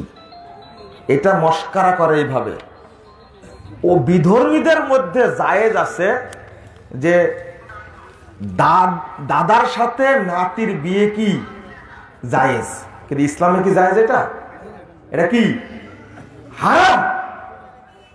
আপনাদের এই এলাকার সম্পর্কে নওগাঁ কোন এলাকায় হবে জানা নাই, এক বেয়াদব মেয়ের নাতনির সাথে বিয়ে করে ফতোয়া জানতে গেছে, বুঝতে পারলেন? মেয়ের কার সাথে? নাতনির সাথে। বুঝেন না মনে হয়, তাই না? বিয়ে করেছে। নাউযুবিল্লাহ আস্তাগফিরুল্লাহ আস্তাগফিরুল্লাহ। বলে এটা হারাম না? মেয়ে যেমন হারাম, মেয়ের মেয়ে তেমনি হারাম, তার মেয়েও তেমনি কি হারাম। আপনারা নাতি পুতিকে ভাই বলেন কেন? ভাই বলেন কেন? আচ্ছা, আর একটা প্রশ্ন করি, আপনার দাদার বাপকে আপনারা কি বলেন? বড় আব্বা বলেন, তাই না? দাদার বাপ যদি বড় আব্বা হয়, এটাই কিন্তু হাদিস। আল্লাহ বলছে আবা ওয়াইকা, অর্থাৎ তোমার দুই বাপ, ইব্রাহিম আলাইহিস সালাম আর ইসহাক আলাইহিস সালাম। আল্লাহ বলছেন। তাহলে আমরাও বলি বাপ, দাদার বাপকে কি বলি? বড় আব্বা বলি, তাই না? এই চিন্তা করেন আপনি, দলিল তো আপনাদের কাছে আছে, কিন্তু দাদা কেমনে নাতিকে নিয়ে গিয়ে ঠাট্টা মস্কারা করে নাতিকে ভাই বলে? কেমনে বলে? বলবে আব্বু এদিকে আসো। বাপ যেমন ছেলেকে আব্বু বলে ডাকে না, মেয়েকে কি বলে? আম্মু বলে ডাকে না? ঠিক দাদাও আব্বু আম্মু বলে ডাকবে, ভাই বলে ডাকবে না। এই সংস্কৃতিটা বাদ দিবেন আপনারা, খবরদার বলবেন না। রাসূল সাল্লাল্লাহু আলাইহি ওয়াসাল্লাম যদি হাসান হুসাইনকে বেটা বলে ডাকেন, আপনার ডাকলে সমস্যাতে? হ্যাঁ, বেটা বলে ডাকতেন। তো আমাদের না জানার কারণে অনেকটাই ভুল করি, আর এই বেদাতিরা বেশি বিশৃঙ্খলা তৈরি করছে। আমাদের ভুল হতে আপনি সংশোধন করে নেবেন ইনশাআল্লাহ, ঠিক আছে? কোন বেদাতি ইমামের পিছনে সালাত পড়া যাবে কি? বেদাতির পিছনে সালাত হবে, এটা আহলে সুন্নাত জামাতের ফতোয়া। তবে যদি এই বেদাতি মাজার পূজারি হয়, তাবিজ বিক্রেতা হয়, তাহলে তার পিছনে সালাত হবে না। আমাদের কি খোলা দিঘি নাকি জামে মসজিদের ফজর আজানের পূর্বে অনেক ইসলামী গান ও অন্যান্য কিছু কথা বলা হয় না, এটা বেদাত, চলবে না। টাইম হয়ে গেছে, আজান দিবেন, কিচ্ছু বলবেন না আগে। এগুলো সব বেদাতীদের কাছ থেকে এসেছে। মুসল্লি, কিন্তু আমি একজন মুসল্লি, কিন্তু মসজিদে যাই, আমি কি আজানের আগে যেতে পারবো না? হ্যাঁ, আজানের আগে যেতে পারবেন না কেন? আজানের আগে যাবেন, তাহিয়াতুল মসজিদ পড়বেন, কোনো সমস্যা নাই। আমি ঈদের সালাত আদায় করি, কিন্তু প্রথম তাকবীরে তাহরিমার পর 7 তাকবীর, কিন্তু দ্বিতীয় রাকাতের জন্য সিজদা থেকে মাথা ওঠার সময় তাকবীর উঠলাম নাকি লেখছে, কিন্তু আমি হাত বাঁধার পর 5 তাকবীর দিব না হাত বাঁধবো? আপনি দ্বিতীয় রাকাতে 5 তাকবীর দিবেন। আর আগে যেভাবে বলছেন যে আগে তাকবীরে তাহরিমা দেওয়ার পরে তারপরে কি পড়েন? 7 তাকবীর দেন। দুইটাই জায়েজ আছে। শুধু 7 তাকবীরও দেওয়া যাবে, অর্থাৎ তাকবীরে তাহরিমার পরে 6 তাকবীরও দেওয়া যাবে, অথবা তাকবীরে তাহরিমার পরে 7 তাকবীরও দেওয়া যাবে। এটা ফতোয়া লাজনাত দাইমা সৌদি আরবের ফতোয়ার মধ্যে উল্লেখ করা আছে। এটা নিয়ে বাড়াবাড়ি করবেন না, 7, 5, 12 তাকবীর হলেই হলো, ঠিক আছে? আর ঈদের তাকবীর হলো তাকবীরে জাওয়ায়েদ, অতিরিক্ত তাকবীর। আর তাকবীরে তাহরিমাটা কি? ফরজ তাকবীর। ওস্তাদ মনে হয় ওইটা মানে হাত বাঁধবে নাকি হাত বাঁধার আগে এটা হাত চাড়বে, এটা তো প্রশ্নটা মনে হয় শেষ অংশটা। হাত বেঁধে তাকবীর দিবেন, সমস্যা কি আপনার? মানে আশি সোজা কি হাতটা বেঁধে নিবে আগে? না, আপনি উঠে আল্লাহু আকবার বলে হাত বেঁধে তাকবীর দিয়ে হাত বাঁধবেন। অনেক মুসল্লি সালাত শেষে 2 হাত তুলে দোয়া করে, কি দোয়া করে, হাত কি পরিমাণ উঠাবে, প্রথমে কিভাবে শুরু করবে এবং কিভাবে হাত নামাবে, মুখ মাসা করা যাবে কি না? অনেকে এইরকম করে না? না, হাদিসে আবু দাউদের হাদিসে এসেছে মুখের সামনে হাতটা থাকবে। কেউ মুনাজাত করে এইভাবে, মানে ওনার সবই নিবে, ও মুনাজাত করতেও জানে না। হাদিস আসছে হাতটা এইভাবে মুখের সামনে রাখবে, ঠিক আছে? কোন হাদিস আছে বগলের শুভ্রতা দেখা যেত এইভাবে হাতটা সামনে রাখতেন। দোয়া করে হাত ছেড়ে দিবেন, মুখে মাসা করবেন না, এই মর্মে কোনো সহি দলিল নাই। বোঝা গেছে কথা? শিখেন। আপনারা অনেক ভুল করতেন, অনেকেই ভুল করে, সঠিকগুলো জেনে আমল করার চেষ্টা করবে। তবে ফরজ সালাতের পরে, জানাজার পরে, ঈদের পরে, বিয়ের পরে এবং জালসা সম্মেলনের পরে এই দলবদ্ধ মুনাজাত করা, এটা হলো জঘন্য, নিকৃষ্ট, পচা বেদাত একটা, ঠিক আছে? এই বেদাত কর্ম করবেন না আর ইনশাআল্লাহ। করেন না তো মনে হয় নাকি? আমার স্ত্রীর বয়স কম, কি যে প্রশ্ন করেছে আল্লাহ বলে, আগে এমনি পড়ে আগে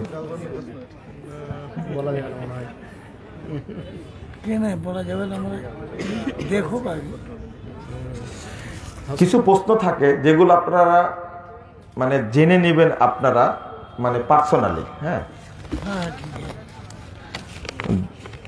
কি মেহরাবের ভিতর এবং বাহিরে নামাজ পড়ার সহি হাদিসের উপর উত্তর দিবেন?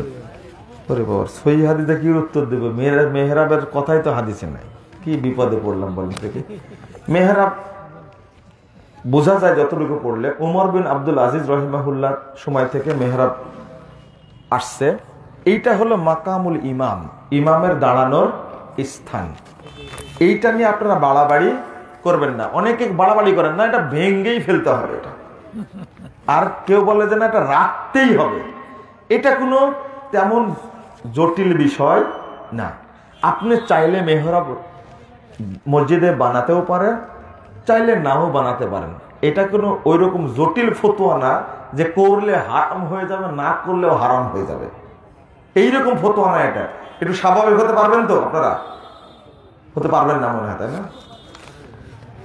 মসজিদের ভেতর প্রথম কাতার কোনটা? ইমাম যদি দ্বিতীয় কাতারে দাঁড়ায়, তবে তৃতীয় কাতার কি প্রথম কাতার হবে? হলো, সমস্যা কি? মসজিদে তীব্র গরমে সালাত আদায় করা যায় না, বারান্দায় জামাত করেন, সমস্যা কি? মসজিদ হলেই হলো, এটা হতে পারে। যেমন আমি রিয়াদের কেন্দ্রীয় মসজিদে গেছি, কোথায় মসজিদ, ওই মেহরাব দূরে, মানে অর্ধেক তো না, অর্ধেকেরও পিছনে দেখছি সালাত, যেখানে শেখ বিন বাজ রাহিমাহুল্লাহ দার্স দিতেন, সেই মসজিদের কথা বলছি। আমি আশ্চর্য হয়েছি যে কোথায় মসজিদের অর্ধেকও না, অর্ধেক পার হয়ে এসে বড় মসজিদ তো কাছাকাছি দেখছে সালাত আদায় করছে। রিয়াদে যেটা গ্র্যান্ড মুফতি দাস দেন, সমস্যা নাই। মসজিদ দাতার কর্ণে নাকি কি লিখছে? দাতার কর্ণে গিয়েছে যে, ও মসজিদ যে দান করেছে আর কি, 400 জন ব্যক্তি সালাত আদায় করে, তাই তিনি 390 খানা কোরআন দিয়ে পাঠিয়েছে। কোরআনগুলো কেউ পড়ে না, এর জন্য কে দায়ী হবে? আচ্ছা, এরকম প্রশ্ন হলো, বলেন তো দেখতে, ভালো প্রশ্ন পান না আপনারা? কোরআন মসজিদে দিয়েছে, মানে যেহেতু 400 জন মুসল্লি দিয়েছে, কতজন? 300 জনের, এই জন্য রাগ করে পড়ে না, এটা কি বলেন না? যা ইচ্ছা তাই লিখছে আসলে, এই জন্য প্রশ্নের উত্তর দিতে আমার ভালোবাসেন আসলে। নাভির নিচে হাত বাঁধা, নাভির উপরে হাত বাঁধা, কি লিখছে? বুকের উপরে হাত বাঁধা, কি সেটা বুঝবেন তো? সহি হাদিসে আল্লাহকে প্রশ্নের উত্তর দিন, প্রশ্নই তো করেননি আপনি। লিখতে পরে নাভির নিচে হাত বাঁধা, নাভির উপর হাত বাঁধা, বুকের উপর হাত বাঁধা, কি বলবো এটা? লিখতে হবে না এটা? আচ্ছা আচ্ছা, আমি বুঝে নিলাম, তাই না? বুকের উপরে হাত বেঁধে সালাত আদায় করবেন, বুকের উপরে। এই হাদিসগুলোই সহিহ। যারা বলে বুকের উপরে হাত বাঁধানোর ত্রুটি আছে, বুঝছেন, তারা মুহাদ্দিস না। মুহাদ্দিস যারা, তারাই বলছেন সহিহ। আর বাংলাদেশ যারা টেরা মুফতি, সনদও বুঝে না, হাদিসও বুঝে না, হাদিস পড়েও না, তারা আন্দাজে ঢেল মেরেছে। যে ইঞ্জিনিয়ার, সে ডাক্তারি করার দরকার আছে? বলেন তো দেখি। তুমি তো হাদিস সম্পর্কে জানো না, তুমি একটা হাদিসকে জাল বলতে গেলে কেন, জয়ীফ বলতে গেলে, জয়ীফ হাদিসকে সহিহ বলতে বলে কেন? বুকের উপরে হাত বেঁধে সালাত আদায় করবেন। জানাজায় সূরা ফাতিহা পাঠ করা যাবে কিনা, দেখেন ওই লোকই প্রশ্ন করেছে, ওই লোকই প্রশ্ন করেছে। জানাজায় সূরা ফাতিহা পাঠ করা যাবে কিনা? সূরা ফাতিহা পাঠ করা ফরজ, না হলে জানাজার সালাত হবে না। স্পষ্ট হাদিস। শুধু জানাজা না, যত সালাত আছে সূরা ফাতিহা না পড়লে সালাত হবে না। ফরজ নামাজে ইমামের সাথে সালাম ফিরাবো না ইমাম ফেরানোর পরে ফিরাবো? ইমাম ফেরানোর পরে ফিরাবেন। নতুন কবরে খেজুরের ডাল পোঁতা যাবে কিনা? বেদাত। নতুন কবরে খেজুরের ডাল পোঁতা যাবে না। ওই যে বড় বড় আলেম মারা যায় আর কবর ভাইরাল হয়, ওই আলেমের কবরে দেখা যাচ্ছে 5টা পুঁতে, 4 কোণায় 4টা আর মাঝখানে 1টা। কটা হলো? 5টা। শয়তান যেন কোনো দিকে ঢুকতে না পারে, তাই না? শয়তান ঢোকার রাস্তা বন্ধ করেছে না রহমতের ফেরেশতা ঢোকার রাস্তা বন্ধ করেছে? বলেন তো দেখি। কবরে বেদাত দিয়ে কবরকে ঢেকে দিয়েছেন, রহমতের ফেরেশতা বেদাতের আশেপাশে যাবে? হ্যাঁ, তাও কি 4 কোণায় 4 কুল পড়েছে, 4 কোণায় 4 কুল পড়েছে। কিচ্ছু পুঁতবেন না, কবর মাটি থেকে আধা উঁচু করে কবর রেখে দিবেন। কোনো গোলাপ জল, তারপরে ঠান্ডা জল, ভিজা জল কিচ্ছু দিবেন না, একবারে সব বাদ। এগুলো কবর জিয়ারতে সূরা ফাতিহা পাঠ এবং ইমামের সাথে সম্মিলিত মুনাজাত করা যাবে কি? এটা তো কিছু আগেই বললাম। 3 বার সূরা ফাতিহা পড়েন, 7 বার দরুদ পড়েন, তারপর কি ইখলাস ফালাক নাস পড়েন। এগুলো বেদাতি মুল্লাদের বেদাতি কাজ, এগুলো বুঝলেন? বেদাতি মুল্লাকে কবরস্থানে নিয়ে যেতে হবে না, তাহলে ওখানে রহমত নাযিল হবে না, এটা মনে রাখবেন। আর মুনাজাত তো বাতিল, বেদাত, চলবে না। আগেই তো বললাম, ইবলিস শয়তান অপেক্ষায় থাকে যে কি করে নেকি নষ্ট করা যায়। মৃত ব্যক্তির জন্য 3 দিন 7 দিন অথবা 40 দিনে রুহের মাগফিরাতের জন্য মিলাদ মাহফিল বা দোয়ার উদ্দেশ্যে খানা পিনার ব্যবস্থা করা যাবে কিনা? হারাম, হারাম, হারাম। এই খানা খাওয়াও যাবে না। যদি আপনার বাড়িতে কেউ দিয়ে যায়, কুত্তাকে খাওয়াই দেবেন, কাজের মেয়েকেও খাওয়াবেন না। কি এগুলো?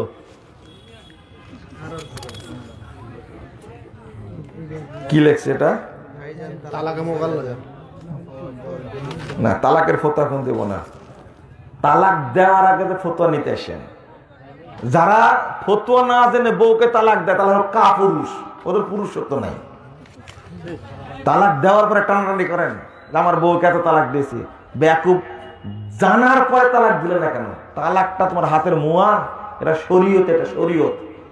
না জেনে ফতোয়া মারলে কেন? না জেনে তালাক দিলে কেন? তালাকের ফতোয়া বলছি না। কিছু হানাফি মাযহাবের লোক তার স্ত্রীকে তালাক দেওয়ার পরে আবার তালাক, এখানে হিল্লার কথা বলেছে মনে, তাই না? হানাফিরা সোজা এক জায়গায়, বুঝতে পারলেন? ওখানে আহলে হাদিসদের ফতোয়া ছাড়া বউ টিকানো যায় না, বুঝতে পারলেন? হানাফি আলেমরা এক জায়গায় আহলে হাদিসদের কাছে আসতে বাধ্য হয়, যখন বউ হারা যাবে ভয়ে চলে আসে। ফতোয়া আহলে হাদিস ছাড়া কেউ দিতে পারবে না। এটা আমার জীবনেই ঘটছে এরকম, বুঝছেন? এক বেদাতি ফতোয়া দিয়েছে, তাও কি বড় পদের মানুষ, বাংলাদেশের শীর্ষস্তরের সব আলেমের কাছে গেছে। তো বলছেন যে বউ তালাক হয়ে গেছে, তবে একটা পথ আছে। কি পথ? একটা বুড়ার সাথে বিয়ে দিয়ে দেন, পরে আবার নিয়ে নিন। বলছে আমার বউ অন্যের সাথে বিয়ে দেবো, শুধু বিয়ে দিলে হবে? না না, এক রাত ওর সাথে থাকা লাগবে। শোনেন এবার, একজন আলেম বলেছে যে ফতুয়া এটা ঠিক না, তো আমি বলতে পারবো না, তো আমাদের রাজশাহীতে পাঠালো। তো আমরা ফতুয়া আলহামদুলিল্লাহ দিলাম।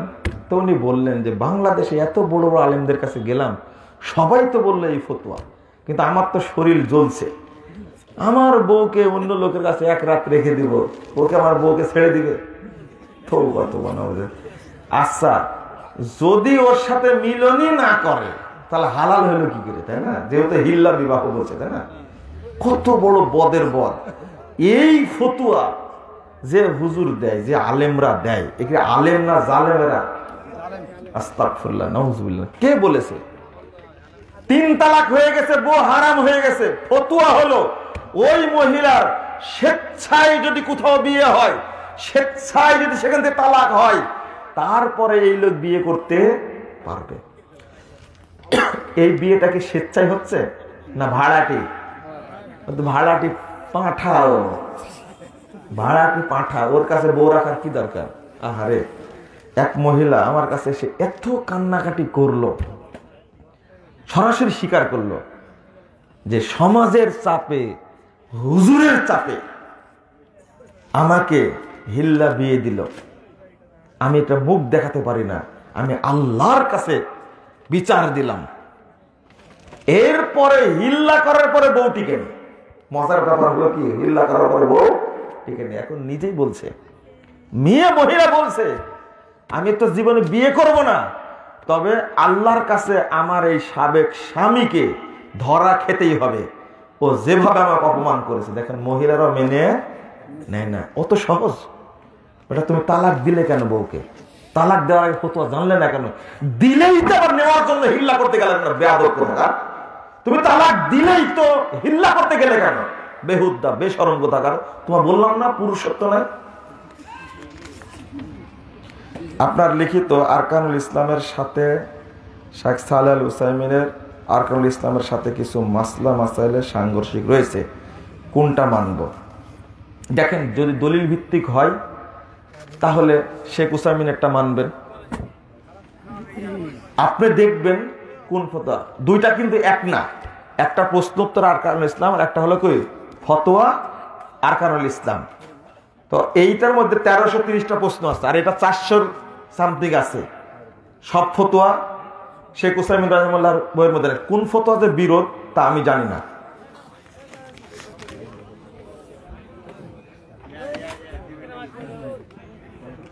কি মাদ্রাসায় মাহফিলে মুফতি মিজানুর রহমান সদাকুল্লাহ আযম ফতোয়া বলেছেন, দলিল দিয়েছেন, মুফতি বলেছেন। এত ওয়াজ করে কি লাভ হইল? মুফতি বলেছে ওইটা দলিল, আর আমি হাদিস দেয়া বললাম ওটা কি দলিল না। জুমার দিন যেই 2 আজান দেওয়া হয়, সেই 2 আজান কি কি লেখছে? একটা কি জুমার দিন 1 আজান দেবেন। যদি 2 আজান দেওয়ার প্রয়োজন হয়, উসমান রাদিয়াল্লাহু আনহু যেমন দিয়েছিলেন, ওই রকম কারণ থাকলে দিতে পারবেন, ওই রকম কারণ না থাকলে 1 আজানই দিবেন। আমি যখন ছোট ছিলাম, আচ্ছা, আমার আম্মার জন্য দোয়া চাইতে, আম্মা মারা গেছেন, আচ্ছা, যেন আমার আম্মা জান্নাতুল ফেরদাউস পাই, আপনাদের সকলের কাছে দোয়া চাই। আল্লাহ রাব্বুল আলামিন আপনার দোয়া কবুল করুক, আমাদের দোয়া কবুল করুক, আমিন। ফরজ নামাজের পরে কয় রাকাত নামাজ পড়তে হবে? কোন ফরজের কথা বলবো? জহর ফরজ, আসর ফরজ? আচ্ছা, এগুলো হাস্যকর হয়ে গেছে। সুবহানাকাল্লাহুম্মা ওয়া বিহামদিকা আশহাদু আল্লা ইলাহা ইল্লা আনতা আস্তাগফিরুকা ওয়া আতুবু ইলাইকা। আসসালামু আলাইকুম ওয়া রাহমাতুল্লাহি ওয়া বারাকাতুহু।